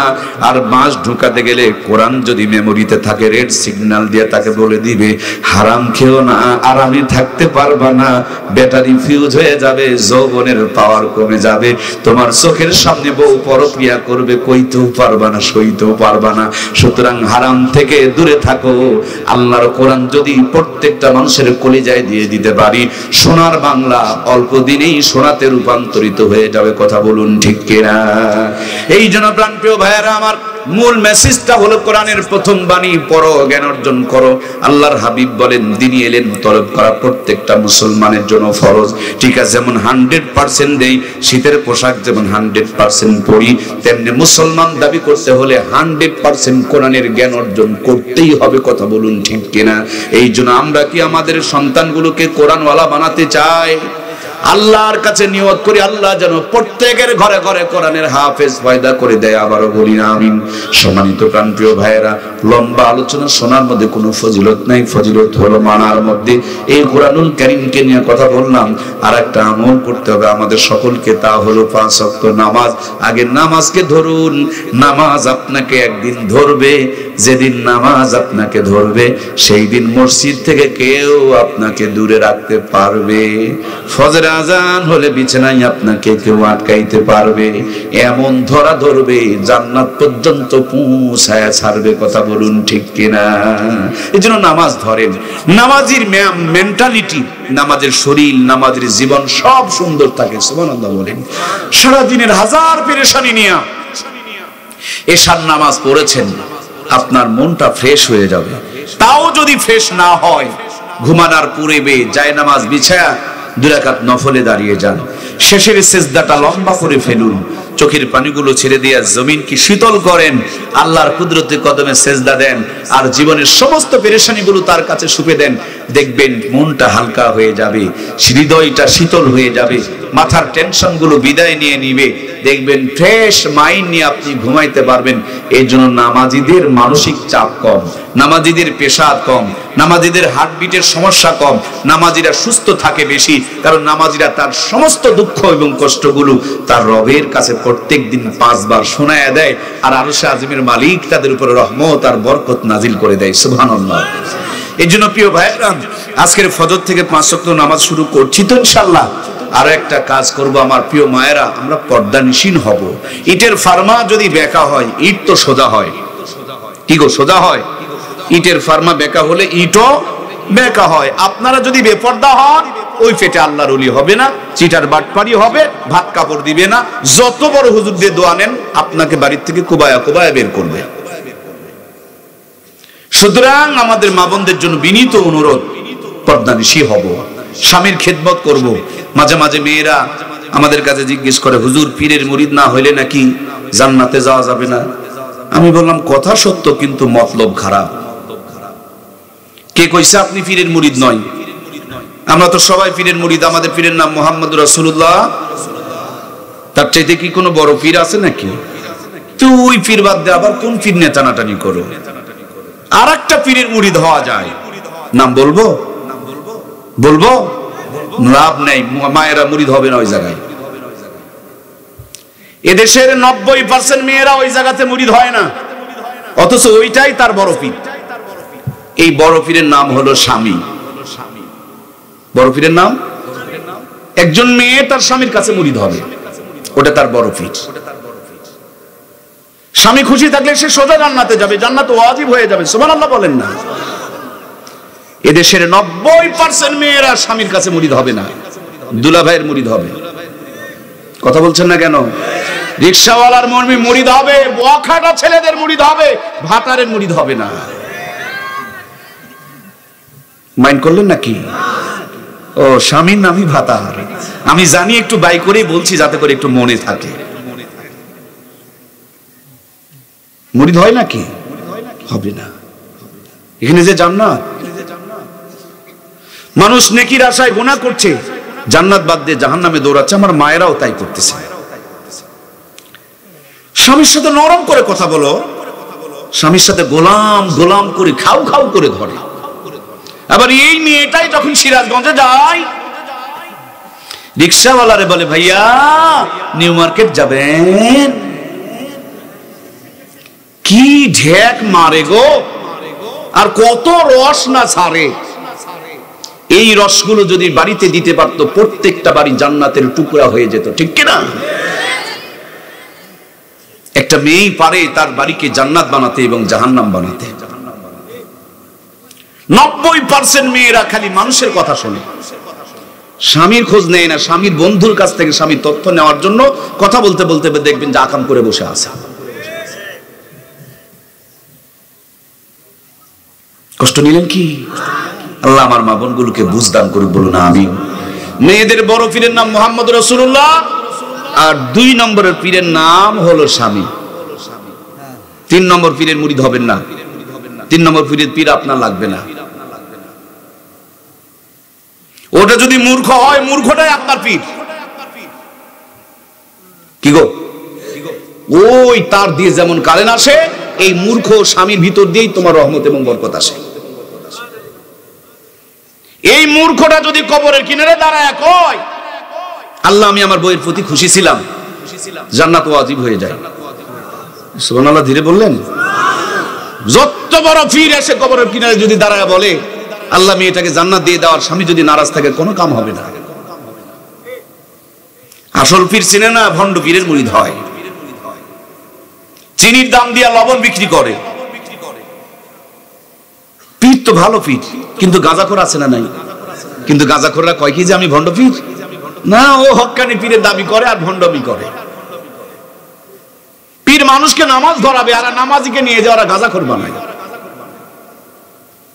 পরবর্তীতে পলটে ফেলে ওদের বউকে পর্যন্ত ওই আস্তানায় নিয়ে ধর্ষণ করে। আল্লাহ এই ভণ্ডগুলোর হাত থেকে আমাদেরকে হেফাজত করুক, বলুন আমিন। জাতি পথ হারাবে না। জাতির প্রত্যেকটা মানুষ যদি কোরআনওয়ালা হতো, ভণ্ডদের কাছে কেউ যেত না। কথা বলুন ঠিক কিনা? ভণ্ডদের কাছে তারাই যায় যাদের কলিজার মধ্যে কোরআন নাই। বউকে নিয়ে মার্কেটে তারাই ঘরে ইজ্জত বের করে দেখায় যাদের কলিজার মধ্যে কোরআন নাই। সেদিন জফরার এক মাহফিল মসজিদ থেকে আসরের নামাজ পড়ে বের হইছি, দেখতেছি কদুর জাংলা এরকম বহু কদু ধরে ঝুলতেছে। কথা তো বোঝা যাচ্ছে নাকি? হঠাৎ তাকিয়ে দেখি একটা ঝাঁটা এবং জুতা ঝুলায় রাখছে। উপরে তাকায় দেখতেছি একটা পাতিল মাথা বানায় রাখছে। ছবি তুলে নিলাম। মানুষ যদি জিজ্ঞেস করে যে হুজুর বললেন, তার কোনো বাস্তবতা আছে নাকি? তা আমার সাথে একটা ছোট ভাই ছিল, ওর নাম হাবিব। ওকে বললাম আমরা যদি ডিজিটাল হই তোমরা স্মার্ট হবা, কারণ জামানা তো আপডেট হচ্ছে। আমরা যেটা বুঝি না তোমরা সেটা বুঝবা। তো হাবিব বলতে রে, এই কদুর গাছে এত সুন্দর কদু ধরছে, কিন্তু ঝাঁটা জুতা কেন? হাবিব বললেন ভাইয়া, সব মানুষের নজর ভালো না। আমি বলিনি কিন্তু ভাই, ও বলছে। তো সব মানুষের নজর ভালো না মানে? বলে কিছু মানুষের নজর খারাপ, সরাসরি যদি কদুর উপরে বদনজর পরে কদু নাকি পচে যাবে। এই জন্য কদুকে বাঁচানোর জন্য ঝাঁটার জুতা ঝুলে রাখছে।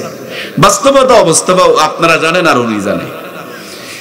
নওগাঁর মাতাজি হাট এলাকা, তরমুজের জমিতে বুশ বানায়া পাছার মধ্যে বাঁশ দিয়া, মাথায় পাতিল দিয়া, গলার মধ্যে জুতার মালা ঝুলায় রাখছে।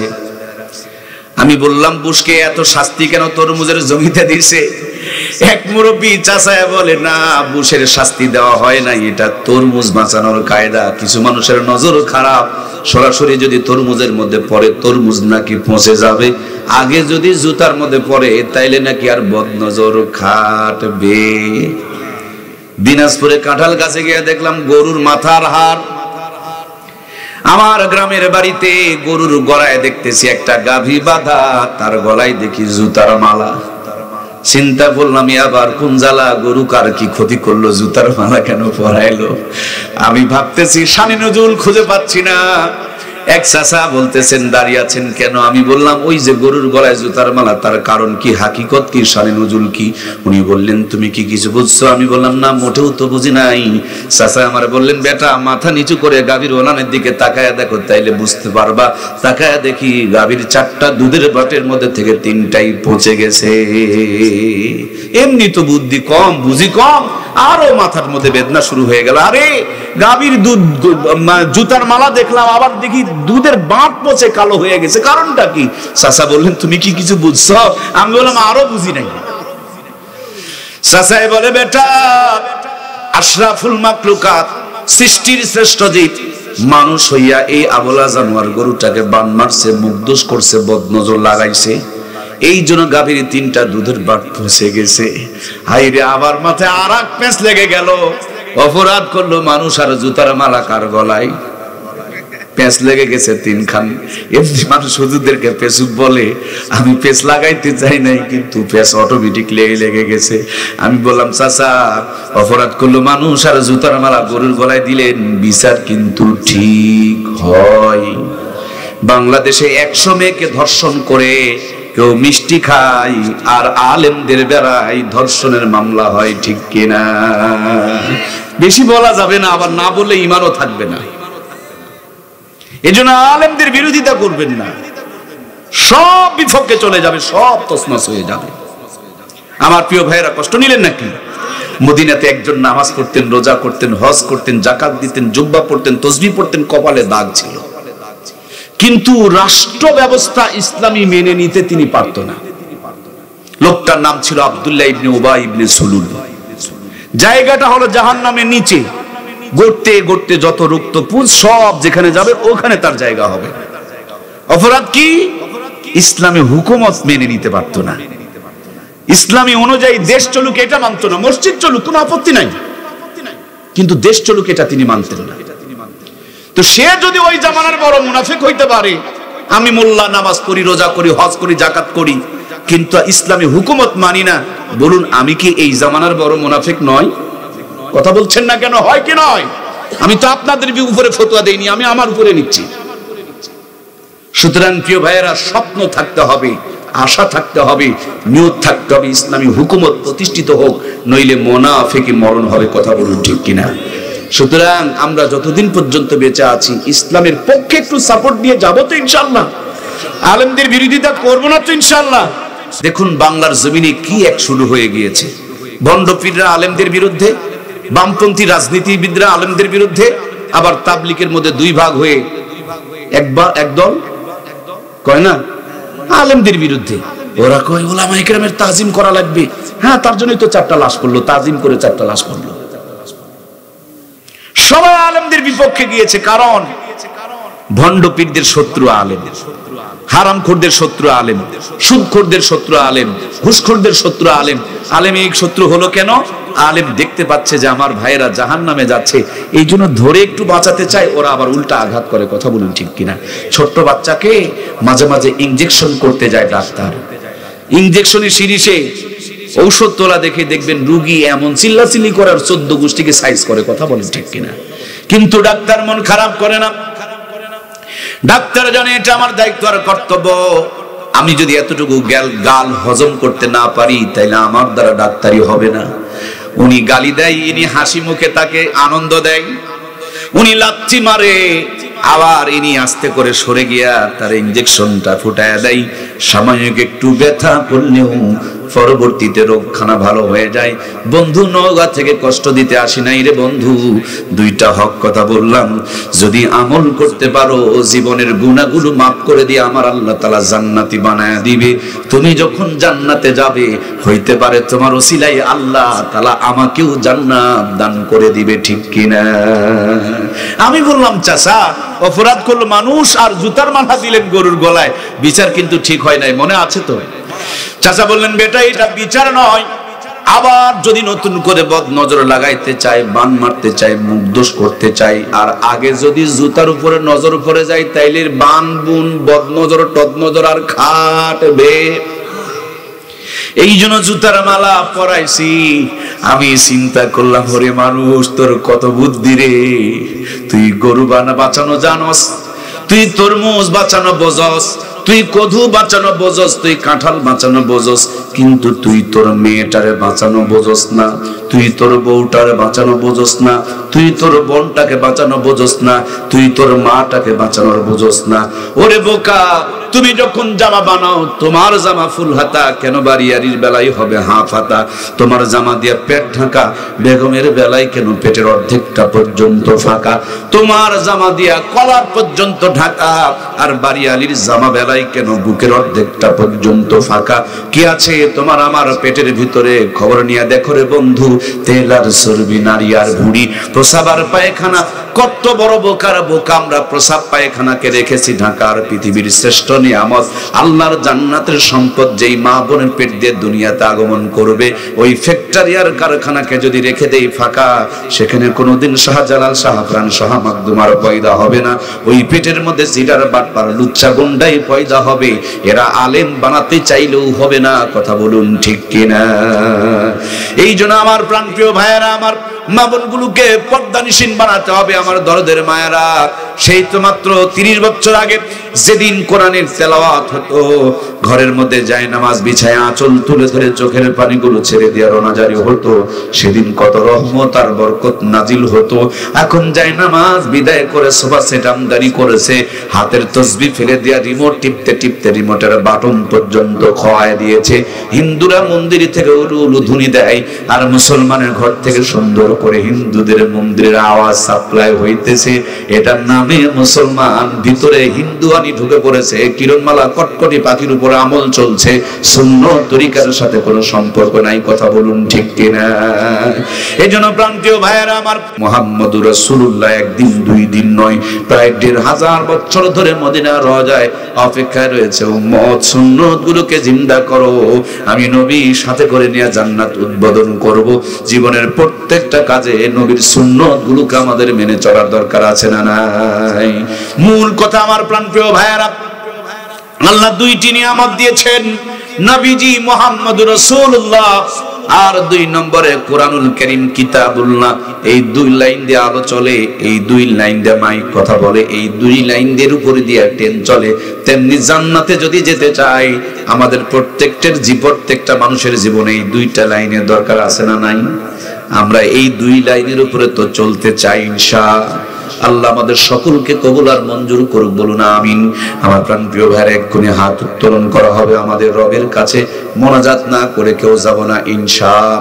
ধান কাটার পর পিটার পর গোলাতে তোলার আগে পাতানগুলো আলাদা হয়ে যায়, কারণ এরা গোলায় যাইতে পারে না, ডাস্টবিনে চলে যায়। এত লম্বা আলোচনা শোনার পর মোনাজাতের আগে উঠে চলে যাওয়া যাবে না, একসাথে মোনাজাত করে বিদায় নিব আমরা। কারণ আপনার আমার মতন অনেক অসুস্থ মানুষ বিছানায় পড়ে আছে, তারা কিন্তু নড়াচড়া করতে পারে না।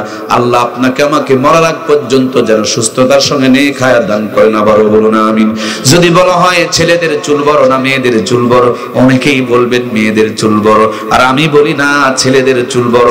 ছেলেরা প্রতি মাসে 1 আঙ্গুল করে চুল কাটে, 12 মাসে 12 আঙ্গুল চুল কাটে। 90 বছর যদি বাঁচে, মেয়েদের তুলনায় নিম্নে 5 গুণ চুল লম্বা হয় ছেলেদের। কথা বলুন ঠিক কিনা? মেয়েরা কাটে না, এই জন্য তাদের বাড়ে না। জীবনে যদি বরকত পেতে চাও বন্ধু, দান করা বন্ধ করিও না। যত দান করবে তত বরকত চালু হবে। ছেলেরা কাটে আর বাড়ে, কাটে আর বাড়ে। যত দিবা আল্লাহ নিম্নেও 10 গুণ বাড়ায়া দিবে। আমার প্রাণপ্রিয় ভাইয়েরা, এই জন্য আপনারা তো আগেও দিয়েছেন। আমি মুসাফির, বহু দূর থেকে বহু কষ্ট করে এসেছি। এলাকার বহু মাহফিলে দাওয়াত আসে, কিন্তু ডেট ফাঁকা থাকে না, তাই আসতে পারি না। আল্লাহ তাআলা 14 বার পবিত্র হজ করিয়েছেন, শতাধিকবার উমরায় নিয়েছেন। মুসাফির হালতে রয়েছি, মন প্রাণ ভরে আপনাদের জন্য দোয়া করব। এলাকায় কি শ্যালো মেশিন আছে বাবা? পানি যদি টিউবওয়েলে না থাকে, এমনি স্টার্ট দিলে কি কাম হবে? টিউবওয়েলে পানি না থাকলে পানি তোলার জন্য টিউবওয়েল, কিন্তু আগে পানি ঢালা লাগে, তারপরে তোলা লাগে। এ হলো দুনিয়ার নিয়ম, আগে ঢালো পরে তোলো। আগে একটু দাও, তারপরে বন্যা বানায়া ফেলে দাও। এর জন্য যাদের জীবনে বরকত নাই, তাদের জন্য অনুরোধ করব, আগে দান করো, দান করো, দান করো। একবার যখন বরকত চালু হয়ে যাবে, আল্লাহ তাআলা গোটা দুনিয়া মালামাল করে দিবে। দেওয়ার নেওয়া, দেওয়ার নেওয়া। আমার প্রিয় ভাইরা, এক্ষুনি মোনাজাত করা হবে। দোয়ার পূর্বক্ষণে আমরা কার কাছে মোনাজাতে কার কাছে চাইবো? আমরা আল্লাহর কাছে চাইবো। তার আগে আল্লাহর জন্য একটু দিব। আল্লাহকে যদি দেই, পরে যদি চাই, আল্লাহ কখনো ফিরিয়ে দিবে? আল্লাহকে ইমোশনালি ব্ল্যাকমেল করে ফেলে দেন, ও আমার রব, আমার অল্প তাও তোমারে দিলাম, আর তোমার কোনো কুল কিনারা নাই, কেন তুমি আমারে দেবে না? আমার তো সীমা আছে, আমার টাকা গোনা যায়, কিন্তু তোমার রহমত তো গোনা যায় না। আমি আগে দিলাম, কেমনি তুমি পরে আমাকে ফিরাইয়া দিবা। সুতরাং যখনই মোনাজাত করবেন, আল্লাহর কাছে কিছু চাইবেন, আগে দিয়ে হাত তুলবেন, আল্লাহ কোনোদিন ফিরাবে না। জোরে বলুন সুবহানাল্লাহ। দোয়া কবুলের এটা উত্তম একটা পদ্ধতি। আগে দান সদকা করে নিবেন, এরপরে হাত তুলবেন, কখনো আল্লাহ আপনাকে ফেলাবে না। এই জন্য প্রিয় ভাইয়েরা আমার, আমাদের মুরব্বীরা আগে গাছে একটা কদু ধরলে, মুরগি একটা ডিম পারলে, মাদ্রাসা মসজিদে দিত, তারপরে বাড়িতে নিত। ওই খাবারগুলো রহমত আর বরকত, কত সুন্দর স্বাদ বিরাজ করত। আমরা দান সদকা ভুলে গিয়েছি, এই জন্য খাবারের স্বাদগুলো পর্যন্ত হারিয়ে গিয়েছে। দরদের ভাইয়েরা, খুব তাড়াতাড়ি করে আমরা বলবো, 10,000, 20,000, 50,000 নগদে বাকিতে প্রকাশ্যে গোপনে যার যে সম্পদ আছে সেখান থেকে বলবো। অনেক শিল্পপতি ভাইয়েরা আছেন, চাকরিজীবী ভাইয়েরা আছেন, প্রভাবশালী ভাই, 2 রাকাত নামাজ করে আল্লাহর কাছে ফরিয়াদ করলেন। আল্লাহ তাবারক তাআলা জবানের কত পাওয়ার, দোয়া কবুল করে নিয়ে বড় একটা মাছ তার জন্য বাহন বানিয়ে দিলেন। বগুড়ার কত নদীতে ভেসে এসে আমার ভাইরা মাস্তান গড়ে পাহাড়ের চূড়ায় বসে ওই এলাকার মধ্যে দিনের কাজ করলেন, দিনের তালিম দিলেন, বেধর্মীদেরকে ধর্মের দাওয়াত দিলেন, বেনামাজিকে নামাজি বানালেন, বেঈমানকে ঈমানের আলোতে আলোকিত বানায়া দিলেন। আল্লাহর ওলি বিদায় নিয়ে চলে গেলেন। আজ পর্যন্ত তার কবরের পাশে ইতিহাসের সাক্ষী হয়ে মাছের কবরটা রয়ে গিয়েছে। কিন্তু এখন আমরা সেখানে আর ধারালো জবানওয়ালা দেখতে পাই না, বরঞ্চ গাঁজাখোরের মেলা বসে। কথা বলুন ঠিক কিনা? এলেন নামাজকে পুঁজি করে, এলেন ধারালো জবান নিয়ে, যে জবানে দোয়া করলে আল্লাহ তাআলা তাদের জন্য মাছকে বাহন বানায়া দেয়। এখন সেই আল্লাহর ওলিদের কবরগুলো দখল করে নিয়ে ভণ্ডামি আর নষ্টামি শুরু হয়ে যায়। এই জন্য প্রাণপ্রিয় ভাইয়েরা, জবানকে হেফাজত করব, সুখ শান্তি সমৃদ্ধি রহমত আর বরকত দিবেন কে? রাজশাহীর পদ্মা নদীর কিনারে গিয়া দেখেন, ওখানে একজন পবিত্র জবানওয়ালা, ধারালো জবানওয়ালা মানুষ ছিলেন। তিনি যখন বাংলার জমিনে রওনা করতেছিলেন, আসার সময় হযরতে শাহজালাল মজারেদে আমিনের আসার সময় হযরতে শাহ মাকদুম রহমাতুল্লাহ আলাইহি তাকায়া দেখেন, বাংলাদেশ আর ভারতের বর্ডার নদী পদ্মা নদী, উত্তাল তরঙ্গ, বড় বড় ঢেউ, পারাপারের কোনো ব্যবস্থাপনা নাই। 2 রাকাত নামাজ পড়ে আল্লাহর কাছে ধারালো জবান নিয়ে ফরিয়াদ শুরু করলেন। আরশে আজিম পর্যন্ত এ আওয়াজ পৌঁছে গেল, যে কুমির মানুষ ধরে ধরে খায়, সেই কুমিরকেই তার জন্য বাহন বানায়া দিল। আল্লাহর ওলি বিদায় নিয়ে চলে গিয়েছে, এখনো পর্যন্ত তার কবরের পাশে কুমিরের কবরটা ইতিহাসের সাক্ষী হয়ে আছে।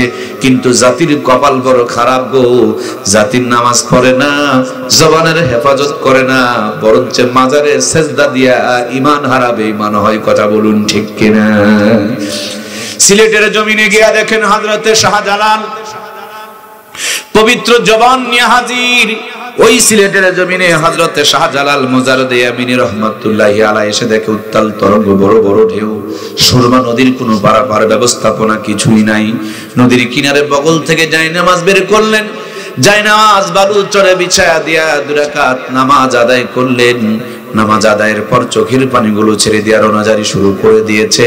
আল্লাহ তাআলা এলহামে এলকা করে দিয়ে জানিয়ে দিলেন, গোলাম আমার, পায়ের জায়নামাজ তুলে নিয়ে পানির উপরে বিছায়া দাও। এই জায়নামাজ তোমার জন্য নৌকা বনে যাবে, সঙ্গী সাথী সহকারে সকলকে পার করে দিবে।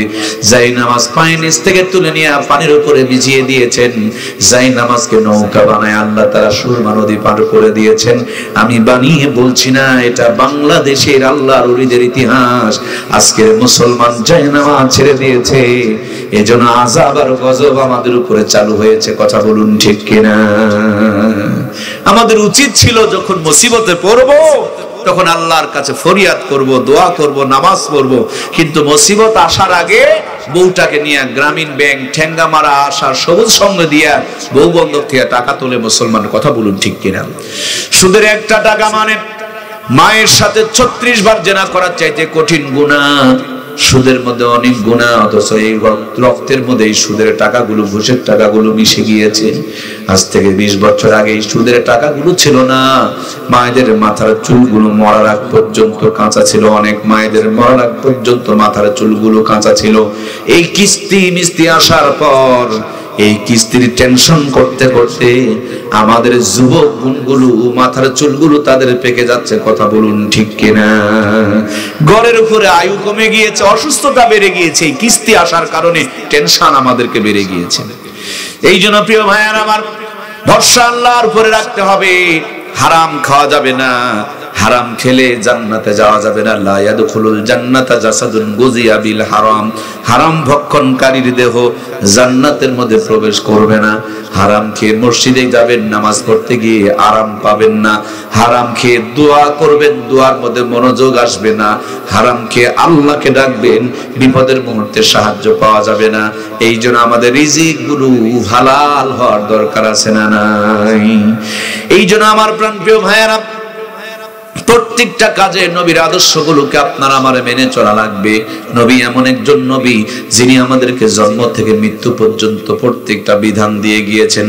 মাথার চুল কেমনে কাটবেন এটাও দেখিয়েছেন, পায়ের নখের কুনিগুলো কেমনে কাটবেন এটাও পর্যন্ত শিখিয়েছেন, মসজিদে কেমনে ঢুকবেন এটাও পর্যন্ত বলে দিয়েছেন, আবার টয়লেটে বাথরুমে কেমনে যাবেন সেটাও পর্যন্ত দেখিয়ে দিয়েছেন। এমন একজন নবী পেয়েছি জীবনের প্রত্যেকটা কাজ আপনাকে আমাকে শিখায়া দিয়েছেন। নবীর সুন্নত তরিকায় যদি প্রত্যেকটা কাজ করতে পারি, আল্লাহ প্রত্যেকটা কাজকে আপনার আমার জন্য ইবাদত বানিয়ে দিবে, নবীজির সঙ্গে জান্নাত দিয়ে দিবে। আল্লাহর হাবিব বলেন, কিয়ামতের পূর্বক্ষণে যখন মানুষ কোরআন থেকে সুন্নাহ থেকে, আমি নবী আমার আদর্শ থেকে সুন্নতের আমলগুলো থেকে দূরে চলে যাবে, তখন কেউ যদি একটা মরা সুন্নতকে জিন্দা করতে পারে, আল্লাহ তাআলা এক একটা সুন্নতের বিনিময়ে 100 শহীদের সওয়াব আমলনামায় দান করে দিবে। এই জন্য প্রিয় ভাইয়ারা আমার, প্রত্যেকটা কাজে নবীর সুন্নতগুলোকে আমল করতে হবে।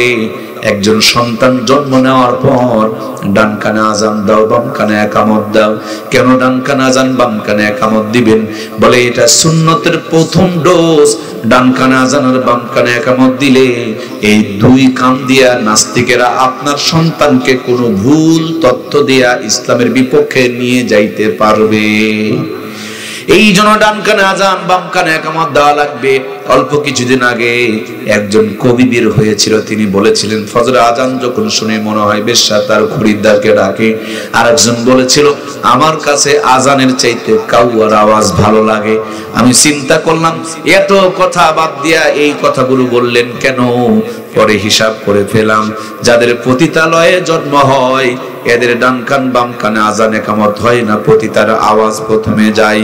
এই জন্য মৃত্যুর আগ পর্যন্ত তারা পতিতার আওয়াজই কানের মধ্যে পায়। কথা বলুন ঠিক কিনা? আরেকজন বলেছিলেন আমার কাছে কাউয়ার আওয়াজ ভালো লাগে। আমি পরে চিন্তা করে দেখলাম যে এখন কিছু অবৈধ সন্তান জন্ম হয় যাদের বাপের কোনো পরিচয় নাই, এদেরকে পলিথিনের প্যাকেটে ঢুকায়া ডাস্টবিনের কাছে ফেলে দেওয়া আসা হয়। যাদের বাচ্চা কাচ্চা হয় না, সকালবেলা হাঁটতে গিয়ে ওই বাচ্চাকে কুড়িয়ে নিয়ে এসে লালন পালন করে নিজের পরিচয় দেয়।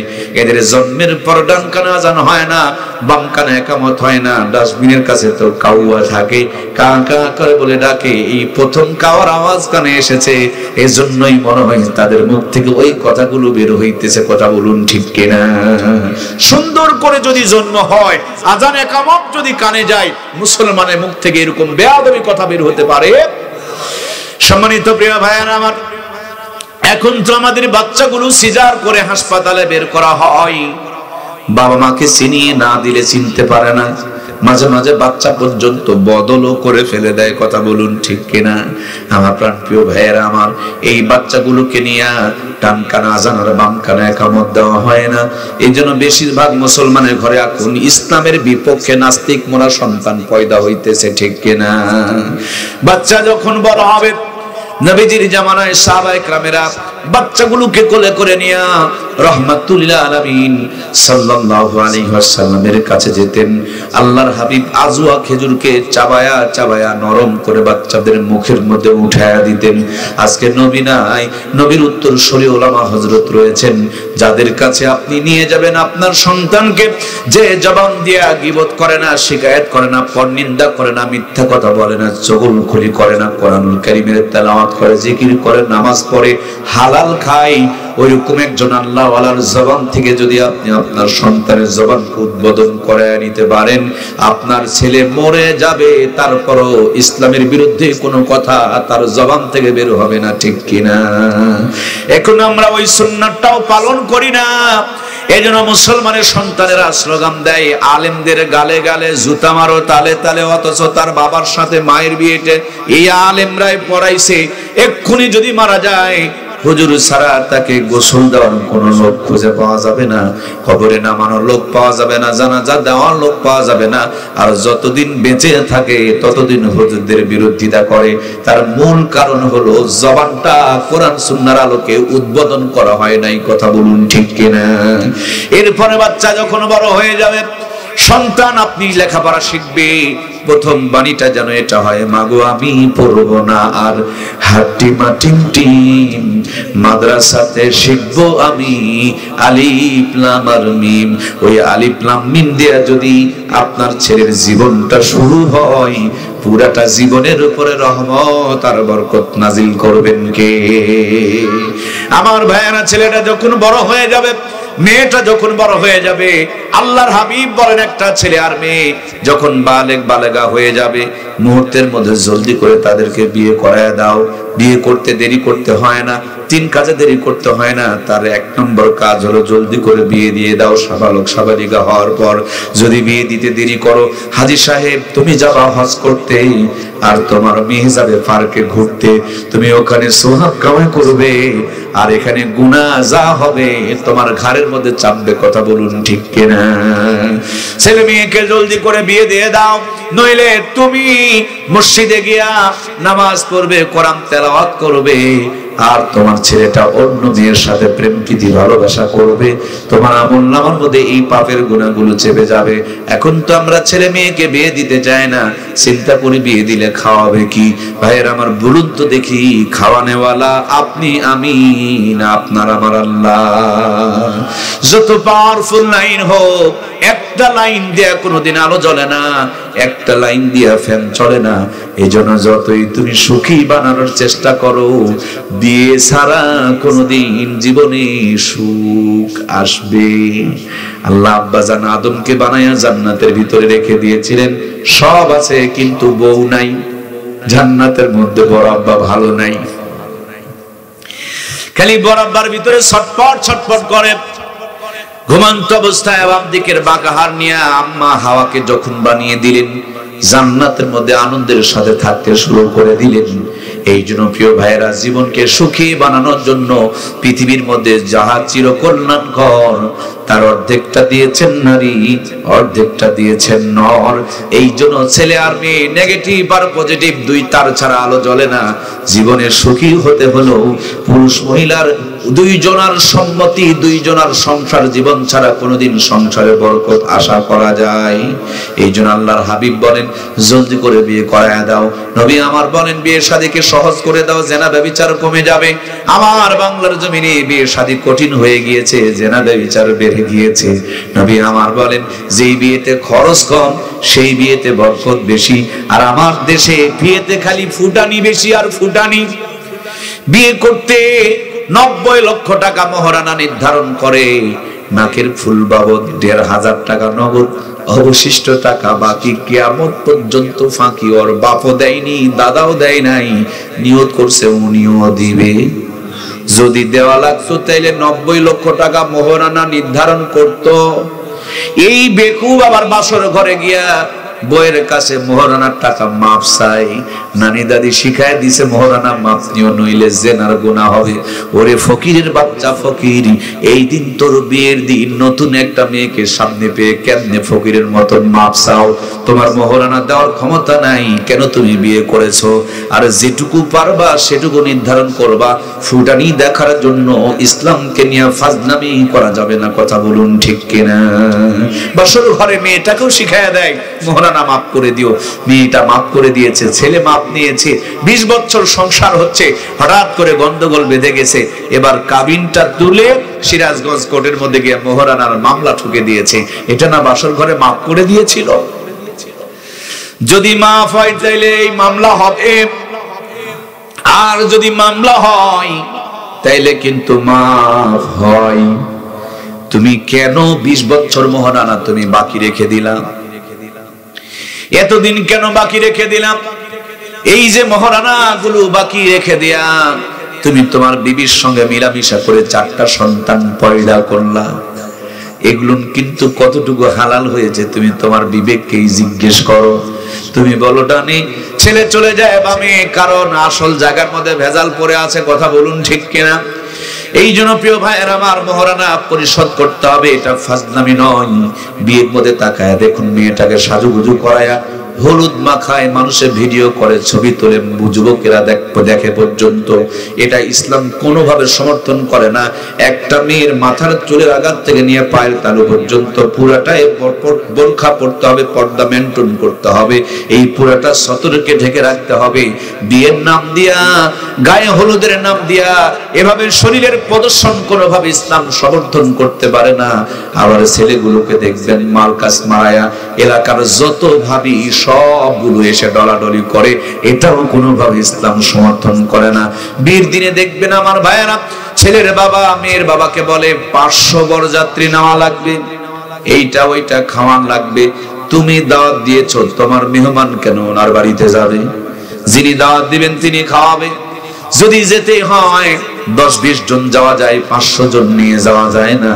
এমনি মেয়েটাকে মানুষ করতে গিয়ে কোটি কোটি টাকা খরচ করেছে, আবার ওই মেয়ের বাবাকে যে জুলুম করে খাওয়ানো হচ্ছে, গোশতের টুকরা যদি কম হয়, মাঝে মাঝে মারামারির খবর পর্যন্ত পাওয়া যায়। এটা আত্মীয়তা নয়, এটা হলো নোংরামি। কথা বলুন ঠিক কিনা? ক্ষমতা আছে, হেডা মারা বেটা নিজে দাওয়াত দিয়ে খাওয়া, তুই দাওয়াত দিয়ে মানুষের বাড়িতে নিয়ে যাস কেন রে? কথা কি বোঝা যাচ্ছে? আপনি দাওয়াত দিয়ে আপনি খাওয়াবেন, আপনি দাওয়াত দিয়ে আমার বাড়িতে নিয়ে আসবেন কেন? বিয়ে আসেন, 5 জন নিয়ে আসেন, 10 জন নিয়ে আসেন, 500 জন নিয়ে আসতে হবে কেন? কষ্ট হচ্ছে কি? সময় কি হয়নি ভাই? এগুলো বেইনসাফি হচ্ছে ভাই, জান। এত লম্বা হয় না। 12টা 48 বেজে গিয়েছে।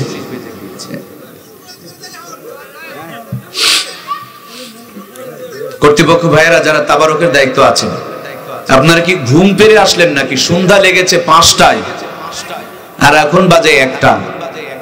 7-5 12 13 ঘন্টা, 8 ঘন্টা। এটা একটা কথা হলো? কোন জিনিসই সিস্টেমের বাইরে ভালো না। আস্তাগফিরুল্লাহ রাব্বি মিন কুল্লি জামবি ওয়া আতুবু ইলাইহি, লা হাওলা ওয়ালা কুওয়াতা ইল্লা বিল্লাহিল আলিয়্যিল আযীম। আস্তাগফিরুল্লাহ রাব্বি মিন কুল্লি জামবি ওয়া আতুবু ইলাইহি, লা হাওলা ওয়ালা কুওয়াতা ইল্লা বিল্লাহিল আলিয়্যিল আযীম। আস্তাগফিরুল্লাহ রাব্বি মিন কুল্লি জামবি ওয়া আতুবু ইলাইহি, লা হাওলা ওয়ালা কুওয়াতা ইল্লা বিল্লাহিল আলিয়্যিল আযীম। সূরা ফাতিহা উম্মুল কোরআন, যেটার মধ্যে পুরা কোরআনের সার লিখি ইয়াউমিদ্দিন, ইয়াকা না'বুদু ওয়া ইয়াকা নাস্তাঈন, ইহদিনাস সিরাতাল মুস্তাকিম, সিরাতাল লাযীনা আন'আমতা আলাইহিম, গায়রিল মাগদুবি আলাইহিম ওয়ালাদ-দাল্লিন। সূরা ইখলাস 3 বার পড়লে আল্লাহ 1 খতম তেলাওয়াতের সওয়াব দান করেন। সুবহানাল্লাহ। বিসমিল্লাহির রহমানির রহিম। কুল হুয়াল্লাহু আহাদ, আল্লাহুস সামাদ, লাম ইয়ালিদ ওয়া লাম ইউলাদ ওয়া লাম ইয়াকুল লাহু কুফুয়ান আহাদ। কুল হুয়াল্লাহু আহাদ, আল্লাহুস সামাদ, লাম ইয়ালিদ ওয়া লাম ইউলাদ ওয়া লাম ইয়াকুল লাহু কুফুয়ান আহাদ। কুল হুয়াল্লাহু আহাদ, আল্লাহুস সামাদ, লাম ইয়ালিদ ওয়া লাম ইউলাদ ওয়া লাম ইয়াকুল লাহু কুফুয়ান আহাদ। আমরা পেরেশানিতে পড়লে বেশি করে দরুদ শরীফ পড়ব। আমরা অনেকে অনেক পেরেশানিতে আছি, সমস্ত পেরেশানিগুলো যেন আল্লাহ দূর করে দেয়, আমরা পড়ি আমিন। উত্তম দরুদ হলো দরুদ ইব্রাহিম, আল্লাহুম্মা সাল্লি আলা মুহাম্মাদিন ওয়া আলা আলি মুহাম্মাদ কামা সাল্লাইতা আলা ইব্রাহিম ওয়া আলা আলি ইব্রাহিম إنك حميد مجيد اللهم آمين ربنا ظلمنا أنفسنا وإن لم تغفر لنا وترحمنا لنكونن من الخاسرين رب العالمين يا الله আরামের ঘুমকে হারাম করে নরম বিছানায় লাথি মেরে রহমত আর বরকত মাগফিরাতের আশা হৃদয়ের মধ্যে ধারণ করে আপনার আলিশান দরবারে 2খানা হাত উত্তোলন করেছি। মেহেরবানি করে আমাদের জিন্দেগীর সমস্ত গুনাহগাতাগুলো মাফ করিয়া দাও। কঠিন কিয়ামতের দিন মুসিবতের আদালতে আজকের আয়োজন খানা শ্রোতা বক্তা কর্তৃপক্ষ এলাকাবাসী সকলের জন্য নাজাতের জড়িয়া বানায়া দাও। শুরু থেকে এই পর্যন্ত যত কথা আলোচনা হয়েছে প্রত্যেকটা কথা আমাদের সকলকে তুমি আমল করার তৌফিক দান করে দাও। আয় আল্লাহ, তোমার কোরআন নিয়া গভীর রাত পর্যন্ত আলোচনা করেছে। আল্লাহ আমাদের সবার জীবনকে কোরআন সুন্নাহর আদর্শ দিয়ে আদর্শবান বানায়া দাও। ৫ জন হাফেজে কোরআনের মাথায় পাগড়ি প্রদান করা হয়েছে, এদেরকে বিশ্ববরণ্য জগৎ বিখ্যাত আল্লাহর ওলি, দ্বীনের দায়ী, ইসলামিক স্কলার হিসেবে কবুল আর মঞ্জুর করে নাও। আয় আল্লাহ তাআলা, আমরা যারা আমিন আমিন করছি সবাইকে মাদ্রাসার সাথে জড়িয়ে থাকার তৌফিক দিয়ে দাও। মাদ্রাসার নিসবতে প্রত্যেকের ঘরে ঘরে বড় বড় বুজুর্গ আলেম ওলামা পয়দা করে দাও। মাদ্রাসার ছাত্র ভাইদের জেহেন জাকাত বাড়ায়া দাও। শিক্ষক মহোদয়ের যোগ্যতা, হিকমত এবং প্রজ্ঞাকে বাড়ায়া দাও। মাদ্রাসাকে যারা মহব্বত করে তুমিও তাদেরকে মহব্বত করো। এই মাদ্রাসার ওসিলা করে এলাকার মাটি নিচে যত মুমিন মুমিনাত ঘুমিয়ে আছেন সকলকে তুমি মাফ করে দাও। এই মাদ্রাসাকে ওসিলা করে এলাকাতে রহমত আর বরকতের খাজানাকে উন্মুক্ত করে দাও। আল্লাহ নগদে, বাকিতে, প্রকাশ্যে, গোপনে, কম আর বেশিতে যারা যেই দান করেছে সবার দানগুলোকে কবুল আর মঞ্জুর করে নাও।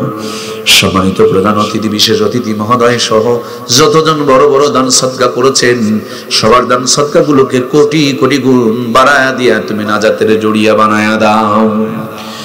রব্বুল আলামিন, জীবনের সবচেয়ে বড় তামান্না সোনার মক্কার মদিনা, ওই মক্কা মদিনা না দেখায়া কবরে ডাক দিও না আল্লাহ।